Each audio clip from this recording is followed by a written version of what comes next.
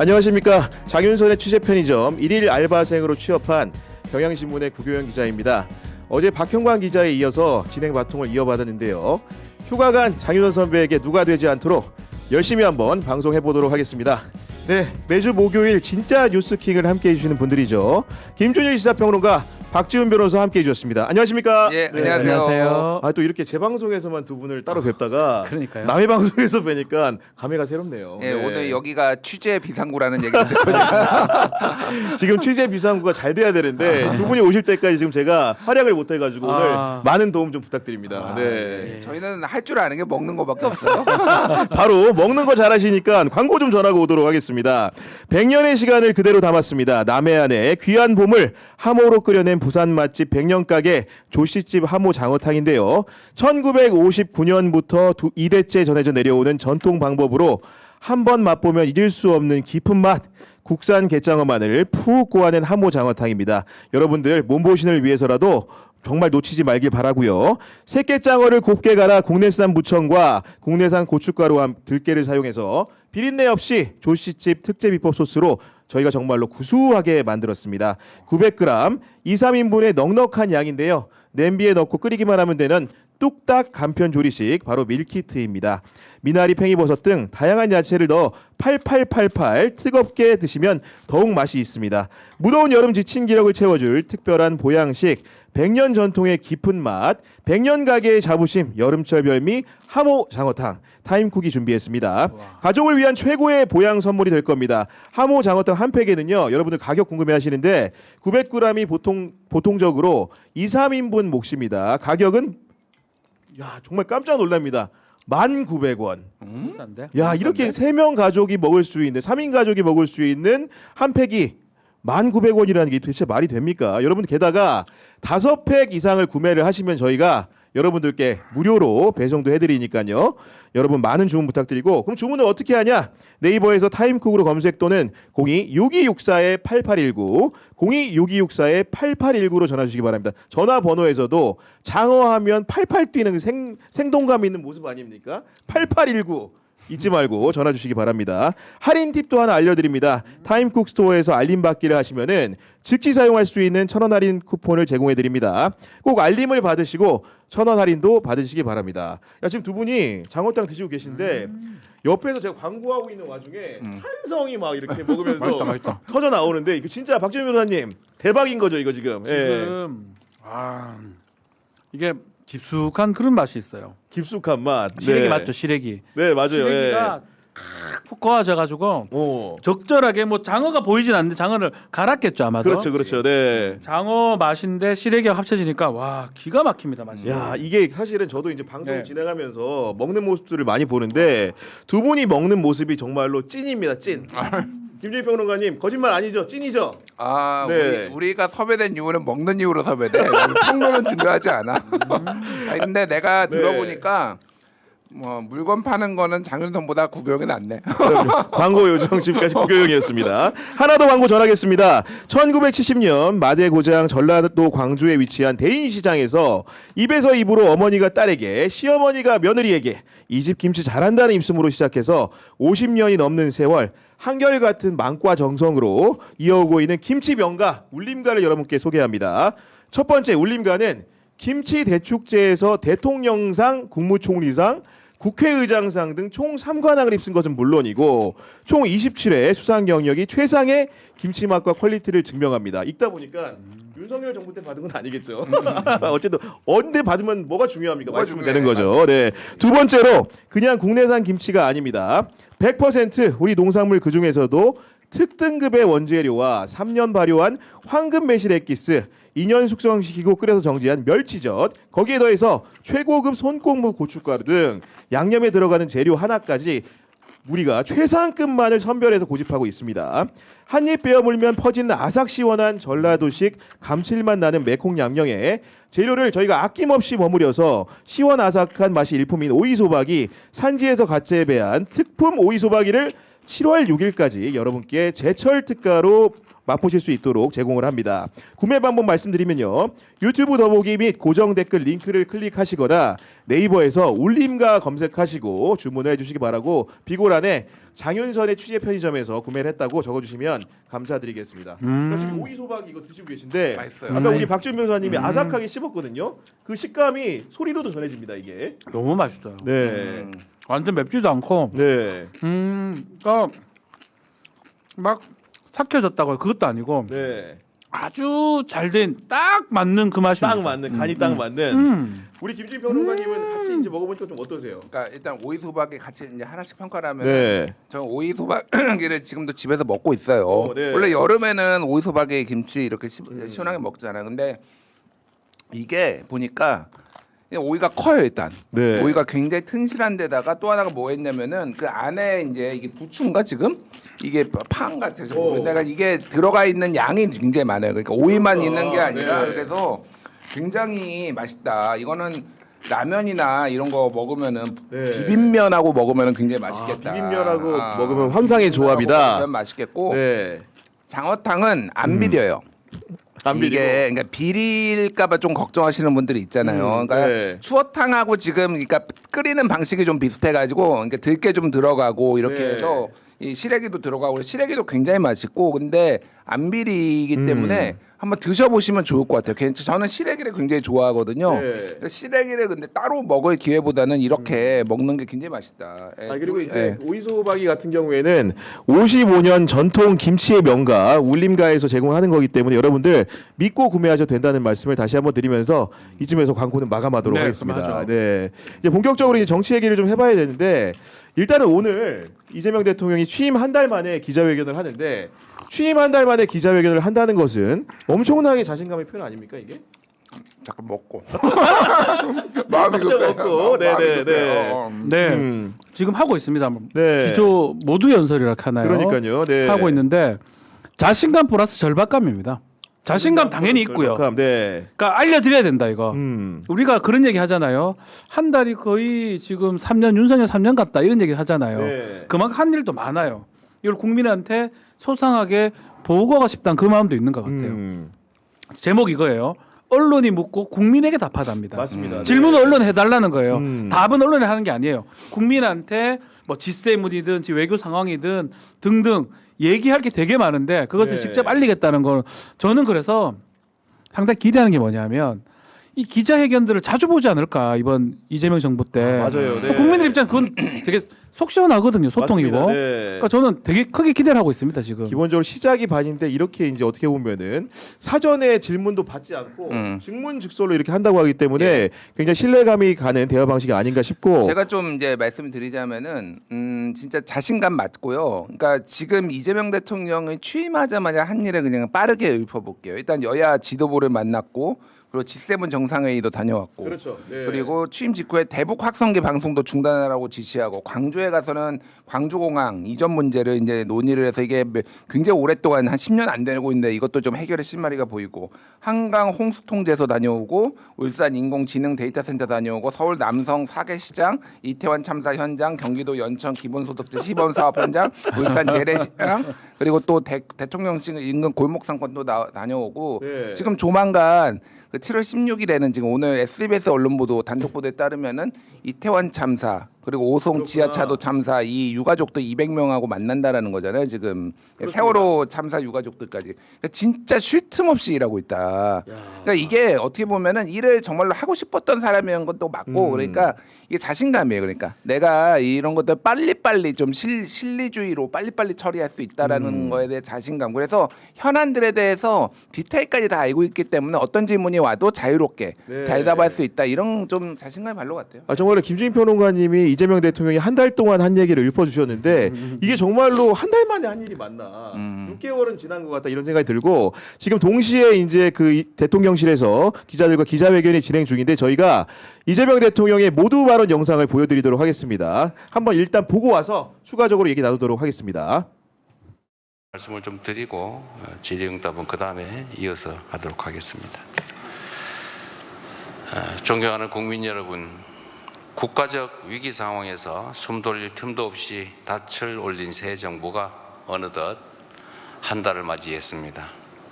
지난 30일은 국난의 파도를 함께 건너고 계신 우리 국민 여러분의 간절한 열망을 매 순간 가슴에 새기며 하루하루 치열하게 달려온 시간이었습니다.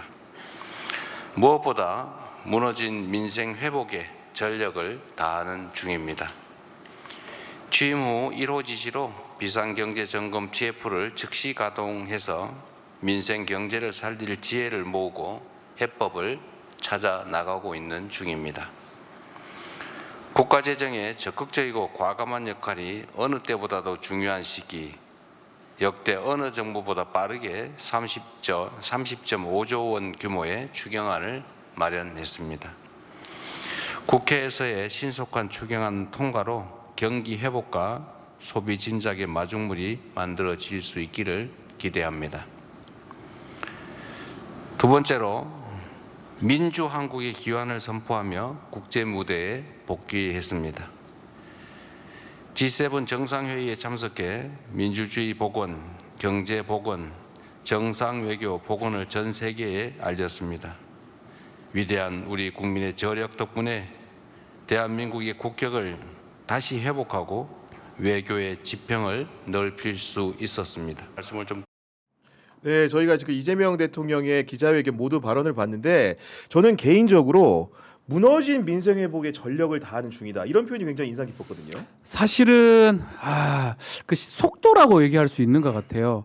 그걸 한다 하더라도 빨리 못하는 경우가 많아요. 추경을 봤을 때 실제로 공약이기도 했지만 한 달 채 오늘 아마 통과가 될 겁니다. 오늘 그러니까요. 내일. 그럼 네. 한 달 안에 결정이 나는 거예요. 민생 아니겠습니까? 마중물 얘기도 금방 하긴 했지만 가장 빠르게 그러니까 저는 이런 표현도 하고 싶어요. K 정부 이제 드디어 왔다. 우리나라가 전 세계적으로 가장 유명한 게 인터넷 치면 바로 튀어나오고 그렇습니다. 신속 정확 뭐 이런 거 아니었습니까? 그렇죠. 네. 근데 정부만 되면 얼마나 지각하고 늦고 헛소리하고 싸우고 이랬는데 요번 이재명 정부는 요게 다르다. 속도 측면에서는 다르다. 네. 그러니까 가장 어려운 게 민생이거든요. 그 민생을 해결하기 위해서 속도를 내는 모습 눈에 띕니다. 또 그 얘기를 한 거라고 봐야 될 것 같습니다. 그러니까요. 정말 요약을 하면은 빠바정으로 요약할 수 있을 것 같은데 빠르고 바르고 정확하게 한다. 이런 캐치프레이즈가 어울리는데 일단 기본적으로 추경을 이제 아무래도 편성해서 통과를 시킬 것이고 거기에 더해서 상법 개정안도 이번에 보니까 여야 합의를 거쳐가지고 오늘 본회의에서도 통과될 수 있다. 이런 관측이 나오지 않습니까? 그러니까 어제 이제 상법 개정안 합의를 되는 걸 보고 정치는 이래야지 그 생각이 들어요. 무슨 얘기냐면은 그러니까 윤석열 정부 때는 윤석열 대통령이 정치를 너무 못하고 너무 일방주의적으로 하고 무조건 반대하고 이러다 보니까 이게 국회에서도 뭐가 여당도 그 당시에 여당 국민의힘도 뭔가를 하기가 어려웠어요. 그러니까 일단 거부권인데 이게 협의를 볼 수가 없는 거잖아요. 그렇죠. 네. 근데 지금 어제 그냥 상법 개정안 구체적으로 뭐 길게 말씀드리지 않겠지만은 그러니까 민주당은 더 세게 나가서 최초 했던 것보다 3% 룰도 넣고 이럴 때면 집중투표제 막 이런 거 다 넣어가지고 하니까 국민의힘에서는 또 집중투표제는 빼자 이렇게 해가지고 본인들은 얻을 걸 얻고 뭐 민주당도 얻을 거 얻고 이런 식으로 그냥 합의의 산물이 나왔거든요. 뭐가 됐든 이게 결과가 나오고 해가지고 그 다음에 뭐 또 문제가 있으면 또 나중에 고치면 되는 거잖아요. 그렇죠. 그러니까 이런 식으로 정치가 돼야 되는데 그 정치가 되는 거에 큰 바탕은 역시 이재명 정부가 시작되면서 이게 가능한 거예요. 그러니까 그래서 말씀하셨다시피 속도감 있게 지금 모든 걸 하고 있고 이게 아마 효능감을 많이 느끼실 네. 거예요. 국민들이. 예. 아니 그리고 상법 개정 같은 경우에는 일단 코스피 주가가 이재명 출범 위에 오르다 보니까 시장을 이기는 정부 없고 시장을 이기는 정치인 없지 않습니까? 네. 그러니까 야당도 결국은 상법 개정안 통과시켜야 된다 이런 결론 이런 거 아니겠습니까? 그러니까 사실은 상법 개정안이 사실 필요했던 거고요. 아마 첫 법률인 겁니다. 법률안 거부권 행사가 돼가지고 새로 통과된 뭐 첫 법안이 될 걸로 보는데 국민의 입장에서 이걸 끝까지 거부했을 때 약 1,400만 원입니다. 저도 포함입니다. 네. 개미라고 하나요?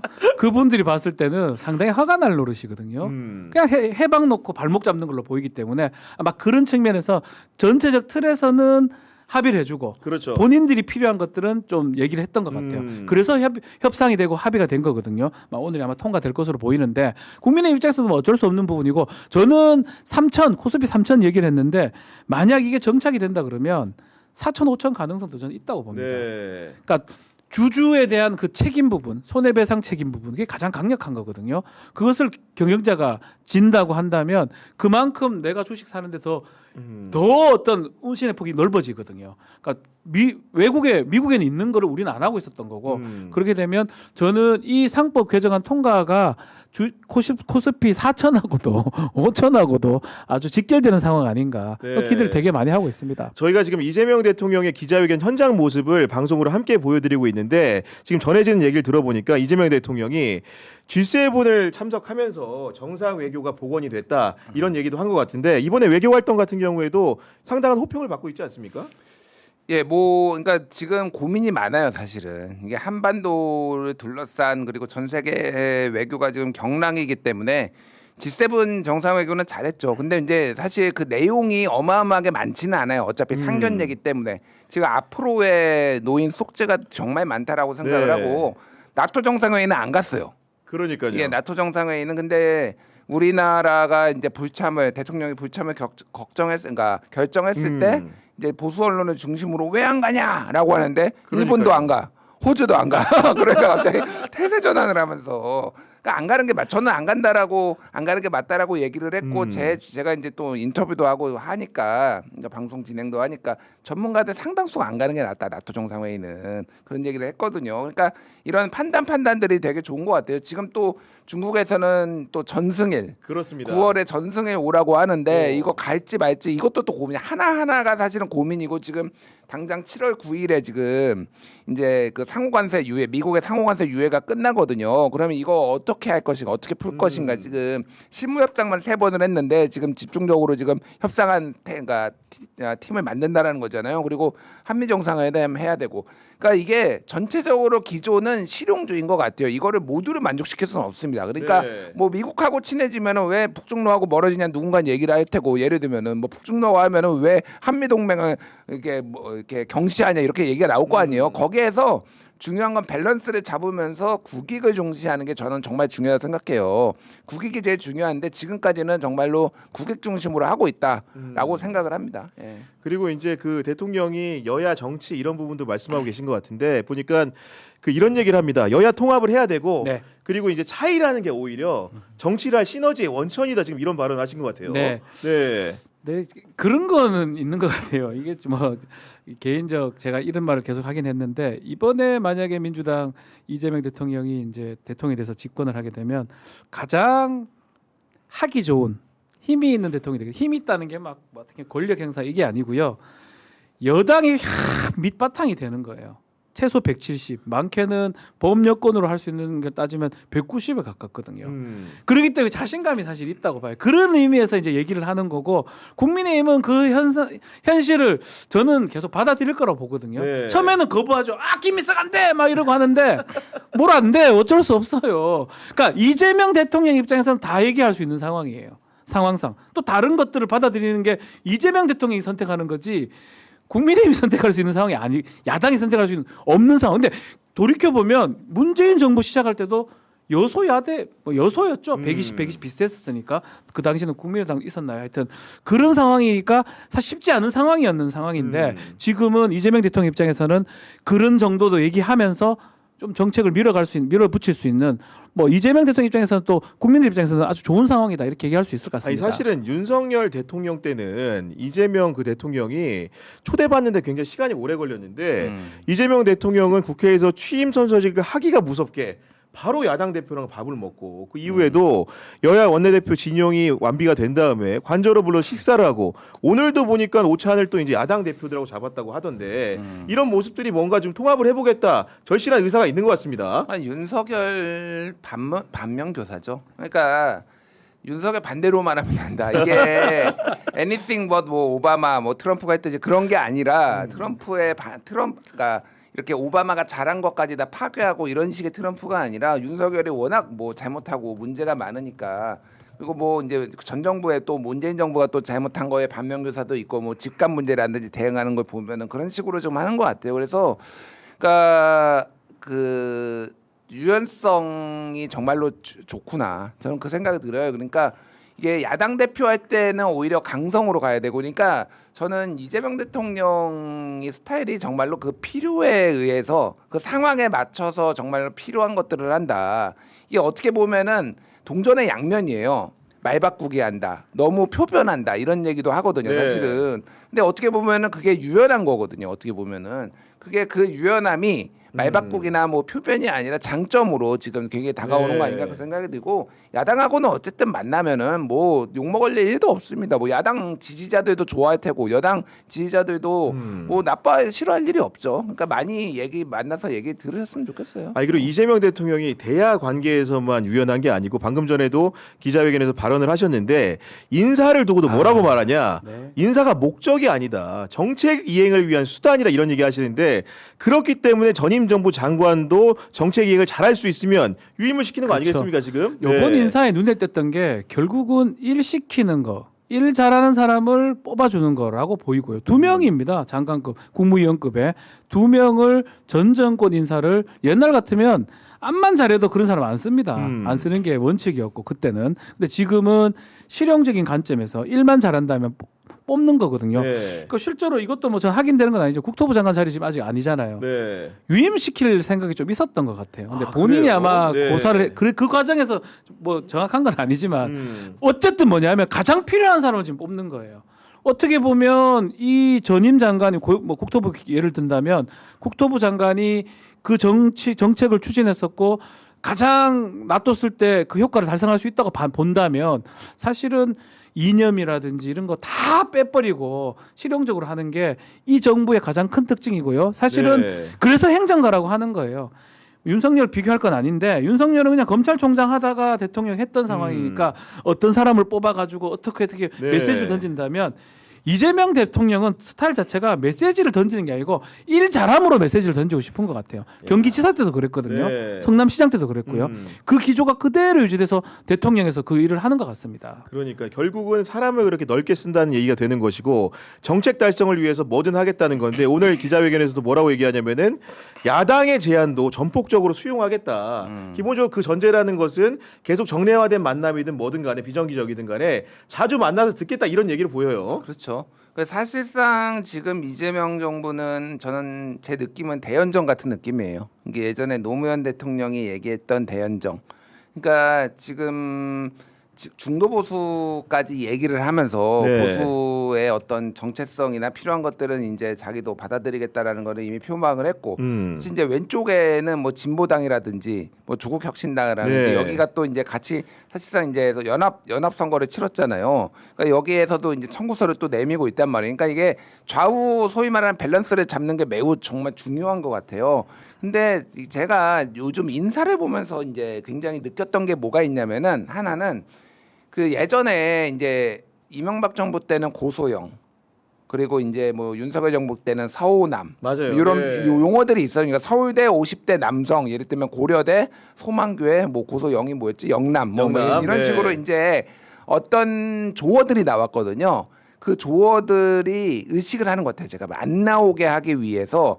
그리고 항상 이게 이쪽 진영에서 좋아하는 걸 하면은 이쪽 진영에서 다른 쪽에서도 좋아하는 거나 뭐 이런 것들을 같이 인사를 발표를 해요. 예를 들면 이런 거예요. 김영훈 노동부 장관 그러면은 이제 소위 말하는 이제 뭐 노동계 좋아하겠죠. 좌파들이 좋아하는 네. 거 아니에요. 그러면서 송미령 유임 이렇게 해가지고 한쪽으로 쏠리지 않게 예를 들면 검찰 인사도 그래요. 이문정 동부지검장 발탁. 그럼 너 좋아하죠. 근데 또 이거 뭐 친윤이라고 불린 뭐 중앙지검장하고 일부, 또뭐 네. 일부 이제 뭐 논란이 있는 사람 또 많죠. 일 잘한다고 해서. 그러니까 이런 것들을 양쪽에 다 신경을 쓰면서 상당히 그러니까 정무적 감각이 뭐 그 대통령 혼자 하는 건 아니겠죠. 근데 네. 그런 것들을 종합적으로 하는 게 뛰어나다. 상당히 그 생각이 들어요. 말씀 듣다 보니까 국민 밸런스를 잘 맞추는 대통령이다. 뭐 이런 생각도 드는데 그리고 저 하나 또 이제 오늘 보도 보고 인상 깊었던 게 지금까지 지난 정부들이 끝끝내 야당이 요구해도 안 했던 내부 감시인인 특별감찰관도 받아들이겠다 이런 식의 의사표명을 하고 지금 알아보고 있다는 거 아닙니까? 그러니까 법이 있었고 그 법을 사실은 실제로는 법을 일탈했던 거거든요. 지난 정부들이 감찰관을 했는데 박근혜 때 마지막 이서군가요? 그 사람을 마지막으로 임명 자체가 안 됐어요. 맞아요. 특별감찰관을 예. 임명하도록 돼 있었는데 뭐 문재인 정부 때도 마찬가지로 이런저런 뭐 예컨대 핑계 대거나 이유를 들긴 했지만 결국은 법을 일탈하고 있었고 이 탈법적인 상황이었는데 그것을 원칙적으로 돌리는 모습입니다. 사실은 근데 네. 특별감찰관이 불편할 수 있어요. 당연하죠. 왜냐하면 대통령이 실을 감찰하거나 하는 거기 때문에 그럼에도 원칙적으로 필요하다면 그건 가야 된다는 그런 원칙을 보여준 게 아닌가. 그래서 저는 그 누가 그랬죠. 원래 모습으로 돌아온다. 좀 많이 걸렸지만 원래 모습들로 자꾸 다 돌아오는 것 같아요. 지금 다 보면 이재명 정부 들어서고 헌법의 풍경인가요? 그 말했던 장 변호사님 말씀처럼 다 지금 돌아오고 있는 모습이라는 생각이 듭니다. 아니 말씀대로 특별감찰관이라는 것은 사촌 이내의 친족을 감시하고 수석 비서관들을 기본적으로 감찰 대상으로 삼고 있기 때문에 대통령실 입장에서는 옛날에 박근혜 정부 때도 이석수 감찰관이 결국은 마지막에 무너지는 과정에서 기여를 한 게 있어가지고 그렇죠. 하겠다고 하지만 선뜻 받기는 어려운 선지인데 초입에 이렇게 해버리니까 논란을 해소합니다.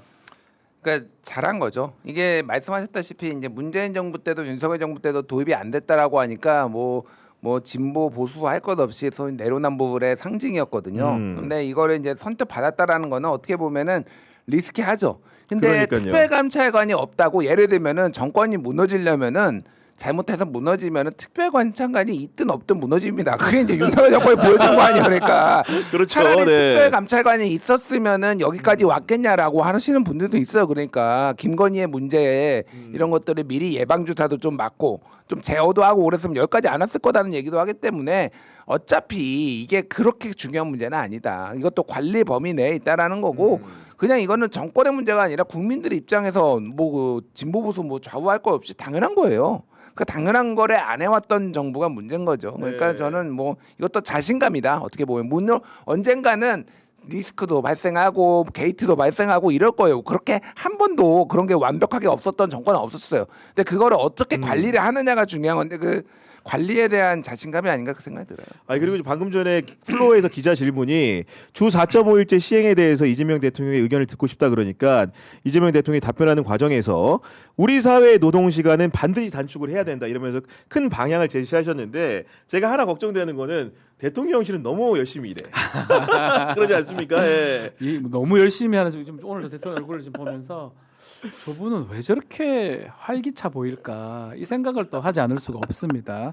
근데 이제 이제 주위에 있는 네. 뭐 그분을 제가 비난하려는 건 강훈 실장님 5kg 빠졌다고 하거든요. 그러니까요. 5kg 빠졌고 위선화 시작 코피 쏟았다는 거 쏟았다는 아닙니까 얘기도 이게? 있고. 근데 그게 음. 국무회의 같은 걸 보면요. 그 다른 국무위원들을 보게 돼요. 예전 같으면 뭐 그냥 그러려니 하는데 또 저렇게 힘들어 보이네 이런 생각이 들거든요. 실제로 지금 이재명 정부에서 일하는 사람들 많이 힘들어 보입니다. 그렇지만 그 4.5일이라는 건 전 국민을 대상하는 거고 네. 또 이렇게 공무원들이 이분들이 고생해주면 우리 국민들이 편한 거 아닙니까? 더 열심히 하십시오. 다만 이제 설명하는 게 아무래도 이제 전 직장에 이런 걸 적용하기에는 무리가 있기 때문에 점진적으로 하는 거고 강제 시행을 할 단계는 아니다. 이런 말을 하는 상황인 것 같은데 여간 그럼에도 불구하고 노동부 장관의 이제 김영훈 장관 후보자를 지명을 해서 청문 절차를 앞두고 있다는 것은 뭔가 이제 노동 여건이라는 것. 기본적으로 이제 우리가 얘기하는 노란봉투법으로 대표되는 노동자의 권익 같은 측면들에 대해서 이재명 정부가 이전 정부와 다른 획기적인 변화를 시도할 거다. 이런 암시하고 있는 거 아니겠습니까? 그러니까 우리에게 가장 필요한 거는 사실 제가 이제 한국은 위기 상황이라고 제가 느끼는 거는 어떤 생산성이라든지 모든 것이 다 정점을 찍고 지금 더 이상 위로 올라가지 못하는 징후들이 여러 개가 나와요. 경제 성장률도 마찬가지고 그러니까. 네. 그러니까 여기에는 이제 어떤 구조적인 체질 개혁도 필요하고 뭐 여러 가지가 필요하다면 거기에는 누군가는 손해를 보고 누군가는 이득을 보고 이런 문제들이 발생합니다. 그러면은 가장 중요한 건 사회적 대타협이에요. 그러니까요. 그러니까 테이블에 앉혀가지고 이거를 논의를 할 수 있는 그게 이제 뭐 옛날에 김대중 대통령이 만들었던 경사노위라든지 그러니까 노사정이었죠. 그때는 막 이런 것들이 이제 있는데 그게 잘 안 굴러갔어요. 그러니까. 근데 지금 이재명 대통령이 하려는 건 그거 어떤 사회적 대타협의 복원인 부분인 것 같고 그게 저는 정말로 필요하다. 주 4.5일제 네. 뭐 도입하면 하는 거죠. 그러니까 그거를 그러면 어떻게 부작용이 적게 할 것인가에 대해서 각각 논의를 해보면 되는 거예요. 강제로 하진 않았고 예전에 주 5일제 할 때도 그때도 나라 망한다고 다 얘기 나왔어요. 그러니까, 그때. 네. 지금은 주 6일 일하라고 하면 나 죽을걸요. 지금.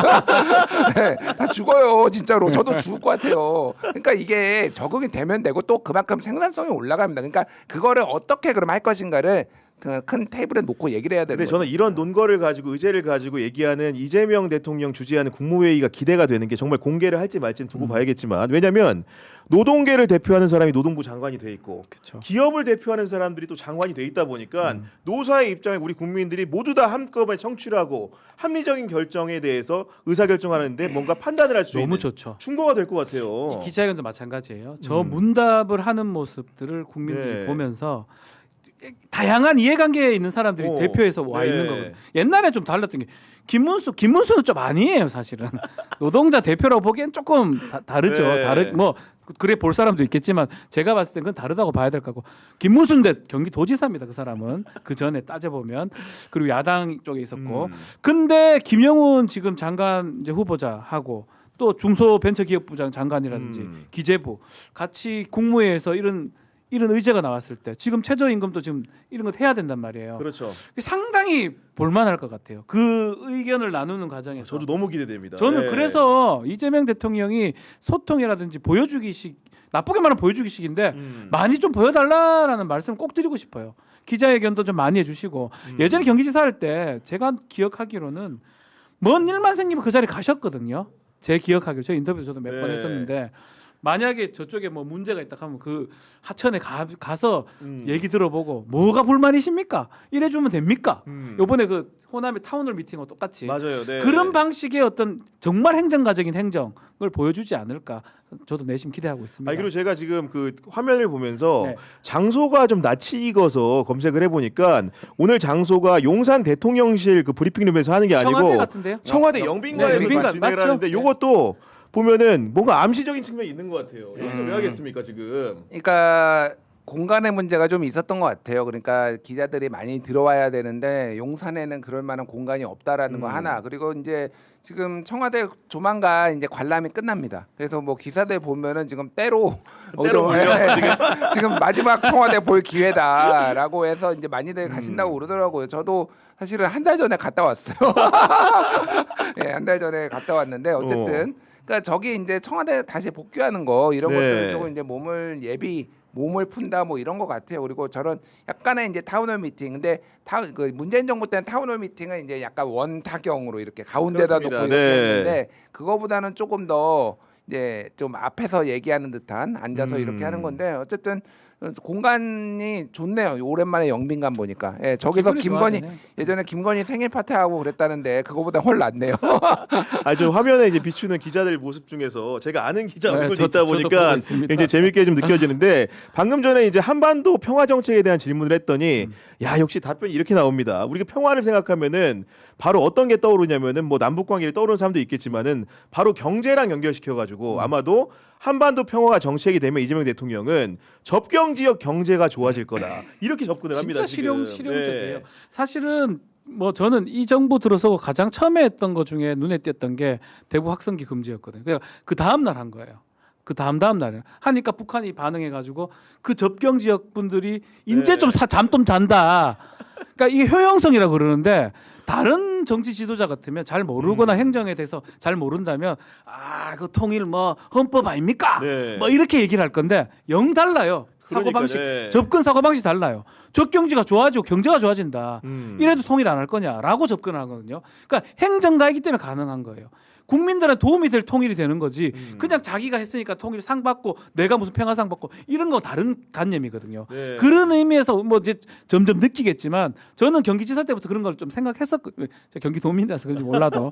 근데 지금 이재명 대통령이 딱 그렇게 가고 있는 모양새가 아닌가. 그래서 통일도 좀 다른 방법 또 우리 국민들한테 더 와닿는 방법 그 얘기를 해주는 게 저는 오히려 더 필요하다고 봅니다. 그리고 결국은 한반도의 그런 원칙이라는 평화 원칙이라는 것이 이재명 대통령은 대화와 소통이 상당히 중요하다. 전쟁 중에도 외교는 하는 것이다. 결국은 대북 확성기 방송을 그만두고 대북 전단을 금지시킴으로써 평화와 대화를 하겠다는 북측의 의사를 전달했기 때문에 앞으로는 정상까지 통일부 장관까지 국정원장까지 함께할 수 있는 그런 대화의 토대를 만들겠다 이런 답변인 것 같거든요. 이거는 그러니까 찬반이 있는 거잖아요. 예를 들면은 북한의 인권을 위해서 우리가 뭐 이렇게 그 대북 전단지도 뿌려야 되겠다. 네. 뭐 이런 사람들도 있어요. 저는 반대하지만은 존중합니다. 그러니까 그러면은 금지를 했잖아요. 그러니까 이제 그러면은 그냥 금지를 법으로 하고 다 경찰이 막고 오른 게 아니라 관계자들을 또 만났어요. 그러니까 그렇게 해서 그 사람들의 얘기도 청취를 하고 뭐 이런 식으로 이제 해결을 해야 되는 거죠. 그러니까 그래서 이게 갈등이 없을 수는 없는데 저는 이 방식들이 굉장히 좀 훌륭하다라는 생각. 오늘 약간 무슨 명비어천과 같은 느낌인데 아니 그러니까 그러려고 하는 건 아니고요. 잘한 거는 잘한 거를 아니, 이제 그러니까요. 예. 지적을 해야 돼. 그러니까 뭐 누군가는 반대를 하겠죠. 그런데 이 갈등을 최소화하는 방식으로 하는 그 접근 방법이 저는 좋은 것 같아요. 그러니까 예. 그리고 그런 설명을 하는 와중에 이재명 대통령이 정치랑 외교라는 것은 감정은 배제해야 된다. 이성적 대응이 필요하다 이런 얘기 한 건데 기본적으로 이제 한미 관계, 한중 관계 이런 시험대들이 많기 때문에 그럼 어떤 방식으로 실용 외교를 펼칠 것인가 그에 대한 답변이 아닌가 싶습니다. 네. 이런 이성적인 대응이 필요하다는 실용 외교의 이건 측면 너무 네. 중요하고요. 사실은 오늘 기자회견의 가장 중요한 포인트는 이 외교 부분일 겁니다. 지금 현재 닥쳐 있는 상황이거든요. 좀 전에 얘기했지만 미국과 중국 부분 그 부분을 아마 허심탄회하게 얘기를 하면서 아마 다 얘기할 필요는 없어요. 이거 미국한테 어떻게 하겠다 할 그럼 미국 볼 거 아니에요. 그렇죠. 중국 전승일 전승절 참석할까요? 하세요. 그럼 예. 하면 중국 볼 거 아니에요. 미국 그러진 않을 겁니다. 근데 이런 상황에 우리가 처져 있다.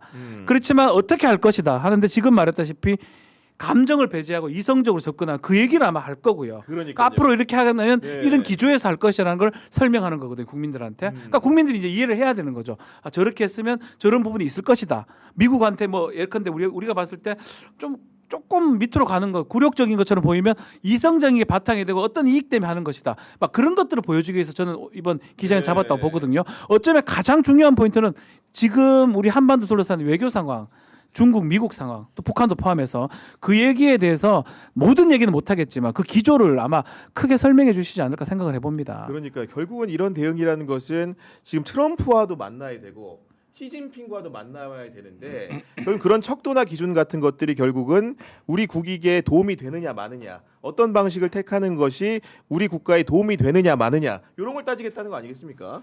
국익 중심으로 가야죠. 뭐 당연한 거고요. 이게 굉장히 어려운 문제긴 해요. 정말 어려운 문제입니다. 이게 그러니까 우리의 의도, 우리의 어떤 방향성과 상관없이 이거는 밖에서 우리를 흔들 수 있는 문제이기 때문에 네. 뭐 미국이 중국하고 가까워지면 마음에 안 들 수도 있는 거고 우리는 그거를 실용 외교라고 생각을 하지만은 전승절 이제 전승일이라고 뭐 불러야 된다 이런 주장도 있던데 그 중국의 전승일에 가면은 또 문제가 발생할 수도 있잖아요. 네. 뭐 이런저런 문제가 있어서 그러니까 이거는 그러니까 큰 원칙이 실용이다라고 얘기를 하면은 거기에 맞춰서 순간순간 판단을 해서 잘 대응을 해야 될 것 같아요. 그러니까 이게 정답이 정해져 있는 실용이고 국익이라고 하면은 이게 장기적으로 봤을 때는 이렇게 하는 게 또 국익일 수도 있는 거예요. 단기적으로 봤을 때는 이렇게 하는 게 국익일 수도 있고 그러면 장단기의 문제를 잘 따져서 해야 되는 문제라서 참 진짜 어려운 문제다. 제가 보기에는 참 이게 아마 그 이재명 정부를 가장 당분간 한 1년 안에는 가장 힘들게 할 게 이 외교 문제가 아닐까 저는 그렇게 봅니다. 예. 그렇게 말씀해 주셨고 그리고 지금 보니까 이재명 대통령이 기자들과 문담을 이렇게 하면서 방담을 나눈 사이에 윤석열이라는 사람은 공판에 출석을 했는데 기자들의 질문에 또 묵묵부답으로 들어갔다고 하는데 어떤 심정일까요? 그러니까 지금? 저 네. 윤석열 사실 좀 납득할 수 없는 부분이 저 부분이거든요. 결국은 중앙지방법원 출석할 때 포토라인 같은 건 있어요. 네. 대답 안 하고 저렇게 넘어가 버리는데 끝까지 특검 출석할 때 비공개 해달라고 요청을 했던 그러니까요. 부분이에요. 저렇게 네. 하면 되잖아요. 또 저렇게 할 거면서. 그 저는 다른 얘기긴 한데 저렇게 윤석열이가 어차피 기자들하고 대답도 안 할 거, 문답도 안 할 건데도 저렇게 한 이유는 특검에 김건희가 곧 불려갑니다. 네. 김건희도 좀 비공개를 해달라는 요청 그런 의미가 아니었나 생각이 들어요. 아 사전에 예, 본인도 오, 그러니까 네. 특검 갈 때는 비공개 우리 와이프도 비공개 이런 생각밖에 안 들어요. 왜냐하면 납득이 안 되는 거예요. 그렇죠. 사실은 얘기할 수도 있어요. 음. 뭐 계속 할 필요는 없지만 한 번 정도 얘기하죠. 박근혜도 얘기를 했고요. 이명박 전 대통령 다 얘기를 했습니다. 그 포털에 섰을 때. 저기도 지금 법원에 지금 포털에 몇 번 섰습니까? 지금 왔다 갔다 하는데 질문들은 많아요. 기자들은 한두 번 답변할 수 있는 거죠. 하기 싫으면 심력 끼쳐 죄송합니다. 재판 잘 받겠습니다 하면 되는 거잖아요. 그거조차 안 하고 있거든요. 그래서 사실 뭐 들어가면서 뭐 지금 이재명 대통령이 기자회견 생각도 안 하겠지만 가서 자기 재판 신경 써야 되겠지만 대비가 되네요. 이 모습 저 모습이 네. 동시에 일어나니까 많이 대비가 됩니다. 아니 그리고 저는 이제 그 아까 기자회견 송출 화면을 저희가 KTV를 통해서 전달을 드리고 있는데 그 화면 중에서 굉장히 그 생경한 풍경이 발언을 할 때 소속과 이름을 바로 띄워줍니다. 지금 보니까 지금 원래 보통 그렇게 안 했거든요. 준비해서 왔다라는 것은 누가 무슨 질문하는지를 미리 예상을 하고 보여주겠다고 했으니까 기본적으로 그 사람의 그런 명패를 준비했다가 지금 띄우는 느낌이에요 지금. 저게 아마 기자들이 다 들어갈 수는 없어요. 저기에 공간상 워낙 이제 출입 기자가 많으니까 그래서 뭐 미디어 오늘이 어제 보도한 건데 뽑기 했다고 예, 뭐 이런 얘기 들어가는 것도 뽑기 했다. 네. 뽑기, 뭐 들어가는 것까지인지 아니면 질문 순서인지 뽑기를 했으면은 아마 이거를 어떤 식으로 누가 들어와서 어떤 질문을 할지를 아마 다 지금 세팅이 된 것 같아요. 네. 그래서 자리 배치까지 어느 정도 그러면은 몇 년에 누구 아니면 뭐 이런 것들 보면은 딱 아는 거죠. 알 수 그러니까. 있게. 예, 예. 네. 그러니까 질문에는 근데 뭐 제한을 두지 않았다라고 얘기를 해서 제가 지금 저 그 기사를 좀 어설프게 봐가지고 뭐 어떻게 뽑은 건지는 지금 뭐 어떤 내용을 뽑은 건지 모르겠는데, 약간 이게 약간 준비가 된 듯한 느낌이에요. 근데 이제 여기에서 조금 더 나가면은 네. 이제 미국식으로 하면은 백악관 출입 기자들 대통령이 이름 부르잖아요. 존 얘기해 보세요. 뭐 이렇게 하워드 뭐 이렇게 얘기하잖아요. 네. 거기까지 가도 좀 괜찮겠다 생각이 들어요. 앞으로도 이제 이런 일들을 계기로 해가지고 질문하는 기자의 실명제 문화가 정착되지 않을까 싶고, 물어봤더니 이제 저희 제작진이 말씀해주시기를 명함 뽑기 방식으로 이렇게 해가지고 이제 제비 아마도 뽑기네요. 제일 뽑아가지고 결국 들어갈 사람들을 정했던 것 같은데 결국 기자들도 이런 일들을 기화로 해가지고 국민들한테 책임감을 가진 질문들을 조금 더 하는 계기가 될 것 같아요. 이번에 네. 사실 이번 정부 들어서면서 했던 게 양방향 소통이라 하나요? 기자 얼굴 찍는 거거든요. 그거 사실 처음에는 되게 반발했습니다. 초상권이고 뭐 했는데 기자라는 직업 자체는 물어보는 직업입니다. 또 물어보려면 공부도 많이 해야 되고 책임감이 있어야 돼요. 네. 늘 묻는 게 아니거든요. 내 얼굴 드러내고 내가 질문하는데 네. 국민을 대신해서 물어보는 그렇죠. 거잖아요. 네. 그래서 사실은 저는 이번에 그 눈에 띄었던 게 그 부분인데, 그 기자회견하고 지금 연결해서 보면 기자들 얼굴하고 이게 지금 이름 뜨잖아요. 책임감 엄청 들 겁니다. 이제는 헛된 질문, 말도 안 되는 질문을 이제 못 합니다. 아니, 공부도 많이 해야 되고요. 제가 지금 방송국 사람은 아니지만은 지금 네. 이 방송 KTV 카메라 보면 좀 재밌는 게 이재명 대통령이 말할 때 중간중간 자꾸 플로어에 기자들이 비쳐. 근데 그 기자들은 비친 다음에 모르고 있나 봐. 네. 어떤 사람은 코 만지는 사람들도 이렇게 나오는데 이게 결국은 이제 국민들한테 기자들이 뭐 하는지도 다 보여주겠다 이런 걸로 느껴집니다 지금. 그러니까 브리핑도 앞으로 그렇게 하겠다라는 거잖아요. 그러니까 이제 특히 이제 민주당 정부가 들어설 때마다 이런 소통 방식이 조금씩 더 이제 그러니까 좋아지는 개선돼. 예를 들면은 김대중 정부 때도 그렇고 그때는 기자회견 150번 했어요. 임기 동안. 많이 했어요. 진짜 노무현 많이 했다. 대통령도 많이 했어요. 노무현 대통령도 150회 이상 정확하게 뭐 이렇게 나오더라고요. 집계한 걸 보면은. 네. 그리고 이제 문재인 정부 때는 적었죠. 적었는데 국민들에 대한 소통 강화. 그래서 국민청원도 만들고 맞아요. 이를테면은 네. 디지털 뭐 소통 센터장인가가 나와서 국민청원 직접 답변도 하고 이런 식으로 있었는데 이제 요거 이재명 정부 들어서는 또 다른 식으로 진화를 한 거죠. 그러니까 기자들 프레스 프렌들리, 그러니까 기자들하고의 또 관계도 중요하다. 좀 너무 줄은 거 아니냐 그런 얘기들이 있어서 다시 한번 이제 이런 식으로 또 좀 더 실명 그리고 얼굴 공개하고 직접 바로바로 이제 국민들한테 그런 거를 전달하는 방식으로 좀 되는 건데 좋은 방식이에요. 좋은 방식이고 저도 이제 기자를 하고 구교영 기자도 하시지만은 네. 진짜 제일 황당한 게 맨날 고위 관계자. 누구야 누구는 홍보수석인데 그러니까 다 아는데. 고위 관계자라고 써달라고 홍보수석이 나와 다른 사람도 아니고 홍보를 하는 사람이 나와가지고 고위 관계자라고 써달라고 하면 이게 되느냐. 그러니까 그런 거 좀 최소화하겠다라는 거잖아요. 굉장히 긍정적으로 봅니다 저는. 예. 그러니까 말씀 들어보니까 김대중 정부 때 잘했던 게 이제 쉽게 기자회견을 정말 자주 하신 거고 노무현 전 대통령 같은 경우에는 아까 말한 것처럼 문재인 전 대통령 마찬가지고 국민과 소통하는 플랫폼 같은 걸 잘 활용했는데 이재명 정부는 양수겸장입니다. 다 합니다. 네, 문재인 플러스 김대중이야 보니까. 국민 네. 사수함인가요? 그런 네. 거 포함해서 지금 다 하는데 뭐 문재인 정부 얘기를 좀 아쉬운 부분은 네. 그거였거든요. 기자회견을 좀 많이 하기를 좀 기대를 좀 소통을 좀 했었는데. 활성화해서. 네. 근데 이제 말했던 것처럼 온라인이나 다른 방식으로 좀 했던 것 같고 약간은 뭐 문재인 대통령께서 그렇게 막 달변은 또 아니었던 것 같아요. 그렇죠. 예. 사람이 먼저다 문재인입니다. 이거 아니겠습니까? 근데 또 이명박 때를 생각해 보면 이명박 때는 또 그때 기자회 많이 했어요. 맞아 많이 했어. 말은 예. 그렇게 잘하는 스타일은 경제 매립도 매생이 이랬는데도 기사를 더 많이 했었거든요. 그러니까 이게 보수냐 진보의 문제는 또 아닌 것 같아요. 어쨌든 간에 그 리더가 하고 싶으면 많이 하게 되는 거고 네. 조금 안 하고 이런 식으로만 하자 이렇게 하게 되는 건데 이재명 대통령은 뭐 지금까지 뭐 한 달이니까 아주 짧긴 하지만 봤을 때는 두 개 다 엄청 하고 싶어하는 스타일 아닌가 제가 봤을 때는 그래서 뭐 오프라인으로 기자회견도 많이 할 것 같고요 온라인으로 소통도 많이 하지 않을까 이렇게 예상이 됩니다. 지금 그러니까요. 영상으로 하네요. 줌 방식으로. 아, 줌 방식으로도 또 질문을 추가로 받고 있는 모습이 코로나 굉장히 이례적인 코로나 때 모습. 보고 굉장히 오랜만에 그러니까요. 그러니까 못 들어온 분들은 저렇게 또 질문 기회를 주시는 거죠. 그렇게 느껴지는데 그리고 방금 전에 이제 민생 회복 지원금 관련된 질문이 나왔고 거기에 대해 답변을 주시길 뭐라고 했냐면은 경제 주체마다 예상하는 효과는 다르지만 지원금 효과가 일반적인 평가보다 높을 것이다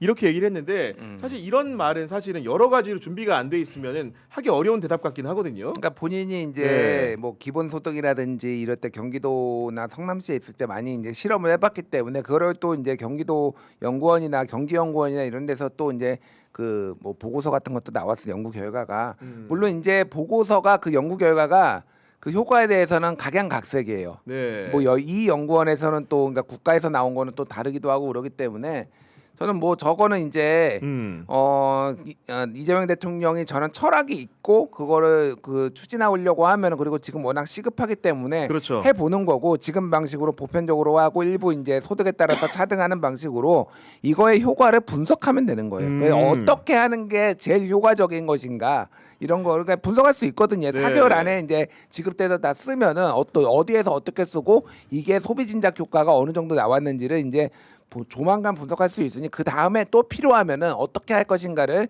그때 이제 그 방식을 네. 좀 수정하면 되는 거죠. 그 정도의 유연성은 당연히 있으리라고 봅니다. 제가 현직 기자이기 때문에 감히 좀 말씀드릴 수 있는 거는 지금 이렇게 질문하고 답변하는 과정에서 화상으로 지금 하고 있지 않습니까? 네. 방금 전에 답변한 기자가 보니까 옥천 신문이에요. 지방에, 아마도 이제 지역지로 지방. 여겨지는데 예. 현장에 물리적으로 참석하기 어려운 기자들을 위해서도 기회를 주는 것이고 또 다른 의미라는 것은 지방에 근무하고 있는 우리 지역에서 열심히 하시는 지역 언론을 상대로도 대통령이 국민 뜻을 듣고 답하겠다 이런 의미로 보입니다. 지금. 그러니까 얼굴을 금방 봤잖아요. 옥천 기자. 네. 옥천 신문의 그 기자님 얼굴이 너무 좋아 보입니다. 그러니까 그러니까 뿌듯함을 느끼는 느낌 있잖아요. 기자 생활하면서 드디어 예. 이제 한 번도 사실은 중앙지하고 지역지라고 할게요. 지역지하고 뭐 말은 안 그렇지만 차별 받을 수밖에 없었고 계속 그래 왔거든요. 네. 뭐 대통령이 이제 출입을 할 수가 있습니까? 뭘 할 수가 있습니까? 근데 이런 방식으로 해가지고 여기도 지역지도 바라보고 있고 그 얘기를 듣겠다라는 거거든요. 뭐 이게 쇼라고 할 수도 있어요. 그렇지만 그 취지라든지 그 내용이 공감이 되지 않습니까? 그러니까요. 그러니까 쇼라도 잘하면 좀 훌륭한 쇼예요. 저거를 뭐 줌으로 해가지고 줌 우리 모르나 이러지만 줌이든 뭐든지 간에 줌에 있는 사람이 다른 사람들이 아닙니다. 지역에 계셔서 못 오시는 분들한테 그 의견을 듣고 싶다고 하는 거 만든 거기 때문에 저는 상당히 의미가 있다고 저는 생각이 자꾸 들어요. 야, 그리고 제가 이제 설명을 아까 드리기를 들어가는 사람을 명함을 뽑아서 한다고 했는데 그게 아니고 봤더니 지금까지 종래의 대통령 기자회견이 어떤 의심이 있었냐면은 짜고 치는 기자들하고 질문. 뭐 짜고 치는 거 아니냐 미리 질문지 받아가지고 예. 준비된 거 앞에 3-4개 정도 하고 어려운 거 이제 중간에 좀 들어가면 회피하고 끝난다 예. 이랬는데 이게 봤더니 질문할 사람을 지금 명함을 받아가지고 뽑고 있대요. 그러니까 쉽게 얘기해서 사전에 손들어서 가리키면 우리 강유정 대변인이 경향신문 구교영한테 알지 이거 네. 이렇게 하는 거를 막기 위해서 기억납니까? 네. 저요 다 짜고 하는 거예요.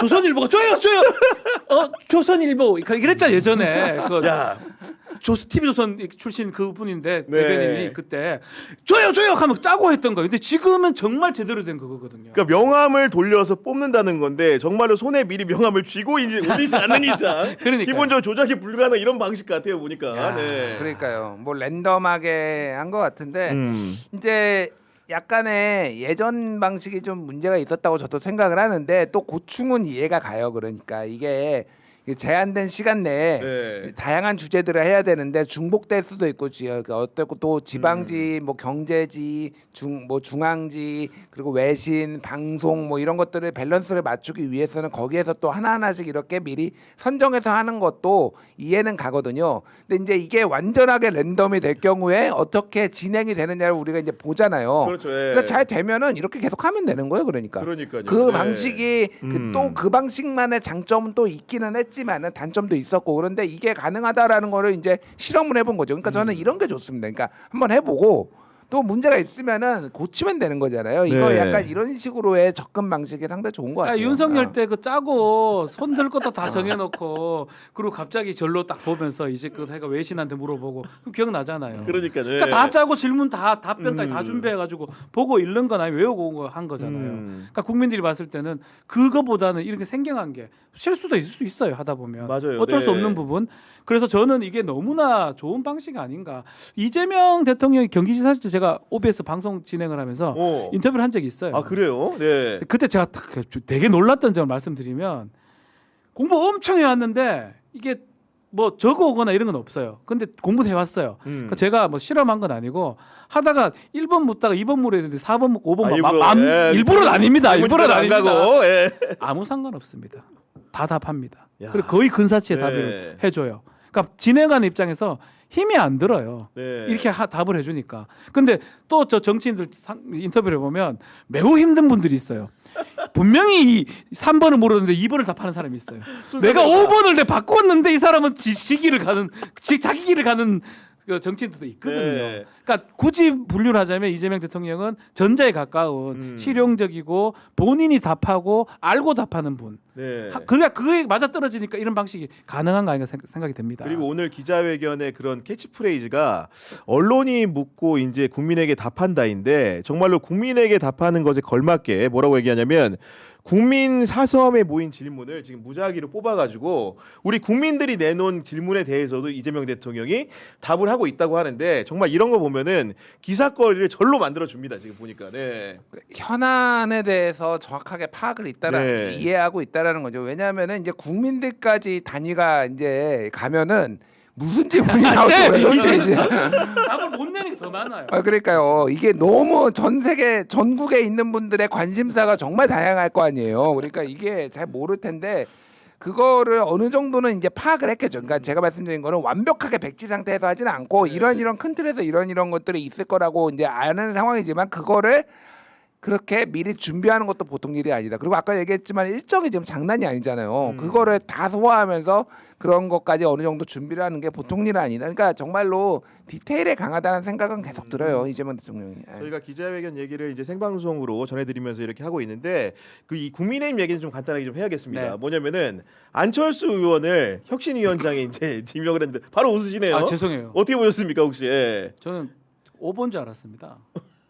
안 맞지 않습니까? 뭐가 맥락상 혁신이라는 거는 새롭게 이제 하는 건데 안철수 의원이 새로운 정치인인가요? 하다못해 김용태 의원 정도도 돼야지 그나마 젊고 이렇게 새롭다고 할 수 있는데 뭐 외부에서 하든지 차라리 안 되면 굳이 현역의 당 대표 그리고 대통령 경선에 그렇게 주구장창 나왔던 그 안철수 의원을 혁신위원장을 한다는 거는 글쎄요 어떤 보관인지 몰라도 네. 국민의힘의 현실을 지금 보여주는 것 같아요. 그나마 가장 혁신스러운 사람이 안철수 의원으로 보는 거라는 게 씁쓸하기도 하고요. 혁신을 기대하기는 어렵다고 봅니다. 그러니까요. 어제 근데 그 안철수 의원의 그런 출사표에서 느껴지는 거는 코마, 고름, 종기 뭐 이런 단어를 굉장히 많이 씁니다. 네. 그러니까 혁신위원회가 뭐 여야를 막론하고 성공한 적이 거의 없어요. 네. 그러니까 가장 가까운 게 이제 이뇨한 혁신이 국민의힘으로 따지면 이뇨한 혁신인데 민주당에서도 정은경 혁신이가 있었잖아요. 맞아요. 예, 그렇죠. 딱히 뭐 성공했다라고 평가를 받지는 않았어요. 그러니까 이제 그냥 사고만 안 쳐도 다행이다. 약간 이런 리스크가 있었고 혁신이가 어려운 이유는 그거예요. 혁신을 하는 이유는 보통은 선거에 졌으니까예요. 선거를 졌거나 당이나 이 조직이 위기 상황이니까 우리가 혁신을 해야 되겠다라고 생각을 하는데 그렇게 혁신위원회가 해가지고 혁신이 될 조직이었으면은요 그냥 혁신위원회 없어도 돼요. 안 되니까 하는 건데 그렇지. 해도 안 돼. 약간 이런 거. 그러니까 인요한 혁신이 기억하시겠지만 그때 막 그때도 의사였잖아요. 맞아요. 약간 비유도 그때 내가 뭐 이렇게 수술하듯이 뭐 고치겠다 뭐 이런 식으로 또 얘기를 했어요. 막 그런 얘기를 한 다음에 했는데 기억하시는 게 뭐가 있습니까? 첫 번째가 혁신한 1호가 이준석 사면이었어. 이준석 무슨 김재원, 홍준표 뭐 하여간 뭐 이거 사면이었거든요. 네. 근데 이준석 쫓아가면서 뭐 이거 가니까 영어로 미스터 린튼 뭐 막 이런 거 대화하고 약간 코미디 같은 상황이 이어졌거든요. 그래서 밖에서 온다고 반드시 성공하는 것도 아니고 안에서 있다고 반드시 성공하는 게 아니라 사실은 가장 중요한 거는 리더십, 혁신위원장의 리더십과 또 하나는 나머지 구성원들 특히 당 주류의 바뀌고자 하는 의지. 맞습니다. 근데 네. 문제는 바뀌고자 하는 의지가 1도 없다. 1도 없다. 영이다 영. 아니 그리고 안철수 혁신위원장이 자기는 이제 당대표 선거 안 나온다고 말은 하는데 저는 그 말을 액면 그대로 믿을 수 있나 제 생각에는 뭔가 이제 그 짬짬이가 있다고 한다면 가정입니다마는 네. 혁신위를 잘해서 혹시 자연스럽게 초대받고 싶지 않은가. 지금 예. 그게 가장 무섭고 네. 가장 우리가 생각되는 부분이거든요. 결국 국민의힘 정당이라는 게 이른바 친윤 뭐 찐윤은 아니지만 윤에 가까운 사람들이 다수가 모여가지고 네. 자신의 사람을 원내대표로 추대를 하고 이거 앞으로 당대표 있으면 음. 한동훈하고 이제 대립을 할 건데 과연 우리 쪽에 누가 하면 될까? 이 과정에서 안철수가 혁신위원장 된 게 아닌가 추측되는 부분이거든요. 뭐 아닐 수도 있겠지만 또 그런 어떤 언지를 받고 아니면 그런 것들을 예상하고 혁신위원장을 한 다음에 나중에 본인이 또 친윤에 거대 친윤에 또 끼어들 수 있는 상황. 네. 그렇게 되면 이 정당의 존속이 될 수 있을까 좀 의문스럽습니다. 그러니까요. 답답합니다. 네. 네. 오늘 이렇게 그 여러 대화 나누다 보니까 마칠 시간이 벌써 다 됐습니다. 제가 이제 사실 일일 알바생으로 이렇게 오늘 하루 비로소 해봤는데 역시 다시 한번 느낀 거는 취재 편의점은 점주가 와서 해야 된다. 장윤 선배가 쉬면 안 되겠다. 쉬지 마세요. 네, 이런 생각을 거듭하면서 내일은 또 더 훌륭하고 좋은 분이 진행을 한다고 하니까요. 일단은 비밀에 붙이겠습니다. 멀지 않은 곳에 그가 있지만 제가 비밀에 붙이고 내일 방송도 여러분들 많은 기대 부탁드리고 아울러 제가 나온 김에 말씀드리는 거는 오후 4시에 정치비상구도 좀 많은 시청 부탁드립니다. 네, 오늘도 긴 시간 시청해 주셔서 여러분 너무 감사합니다. 인사드리도록 하겠습니다. 예, 감사합니다. 고맙습니다. 어제 김건희 특검과 최혜병 특검이 수사 현판식을 열고 수사를 본격적으로 개시를 했는데요. 이제 그야말로 3대 특검이 본격적으로 가동되기 시작했습니다. 오늘 2부에서는 검사 출신 민주당 양분남 의원 모시고 이야기 나눠보도록 하겠습니다. 의원님 안녕하십니까? 네, 안녕하십니까. 네. 오랜만입니다. 야 정말로 의원님하고 저하고는 인연이 네. 깊죠? 깊지요. 네. 아마도 뭐 10여 년 전인데 그렇죠. 제가 검찰에서 특수부장 하실 때 그 네. 방에 자주 갔는데요. 그러니까 제가 잘 알려줬죠. 내가 수사 정보 안 알려주기로 유명한 부장이었는데. 아 그러니까요. 예. 네. 수사 정보를 알려주셨고 저도 수사 첩보를 제공했고 그렇죠. 그런 관계로 기억을 우리가 합니다. 유일하게 그러니까요. 그때는 신분이 달랐는데 저는 이제 그때 신분이 2번 변한 거죠. 네. 변호사로 했다 정치인이 됐으니까. 그러니까요. 예. 아 저도 정말로 격세지감이고 의원님이 그때도 출중한 건 알았지만은 이렇게 국회까지 들어가실 거라고는 솔직히 생각을 못했거든요. 아니 나도 네. 그때도 제가 정치인 될 생각 안 했죠. 네. 아니 이 사람 운명이 돌고 돌아서 네. 여기까지 왔습니다. 야 보니까 이제 3대 특검이 드디어 이제 본격적으로 예, 수사를 예, 개시를 했고 오늘 전광석화처럼 예. 김건희 특검은 3부 토건을 예, 예. 압수수색했는데 가장 먼저 현판식 열고 압수수색한다. 어떤 의미입니까 이게? 지금 김건희 이 혐의에 대해서 뭐 16개가 있지 않습니까? 네. 16개인데 실질적으로 13가지죠. 나머지 3가지는 뭐 수사방해, 고소고발 하는데 그중에서 대부분의 사건은 어느 정도 수사가 됐어요. 조이트머스 주가 조작은 그렇습니다. 여러 번 터진 거, 결정만 남은 거죠. 그 뭐 아버지 디올백, 국정농단, 명태균 게이트, 양평 다 했는데 실질적으로 3부 토건만 심도 있게 아마 수사가 안 됐을 겁니다. 현재까지. 그래서 김건희 특검에 있어서는 가장 기초적인 수사가 안 된 이것을 먼저 치고 들어간 것 같아요. 나머지는 어느 정도 기존의 수사기관에서 수사가 됐죠. 네. 됐고 어떻게 보면은 거기에다가 정점인 김건희 씨만 데려다가 수사만 하면은 되는 문제인데 네. 3부 통원은 구체적인 수사가 안 됐죠. 음. 그래서 아마 이걸 가장 미진한 부분을 그러면서 가장 파괴력 있는 네. 이걸 묻은 것 같아요. 그러니까 아마도 이제 그 앞선 금감원 단계에서는 거래소 단계에서는 전현직 경영진의 그런 배임이라든가 횡령 예. 비위만 드러났기 때문에 그렇죠. 김건희와 연결고리를 찾기 위해서 예. 본격적으로 회사를 압색한 거다. 그렇죠. 이렇게 예. 이해하면 된다는 말씀이신 예, 예, 것 같은데요. 예, 예.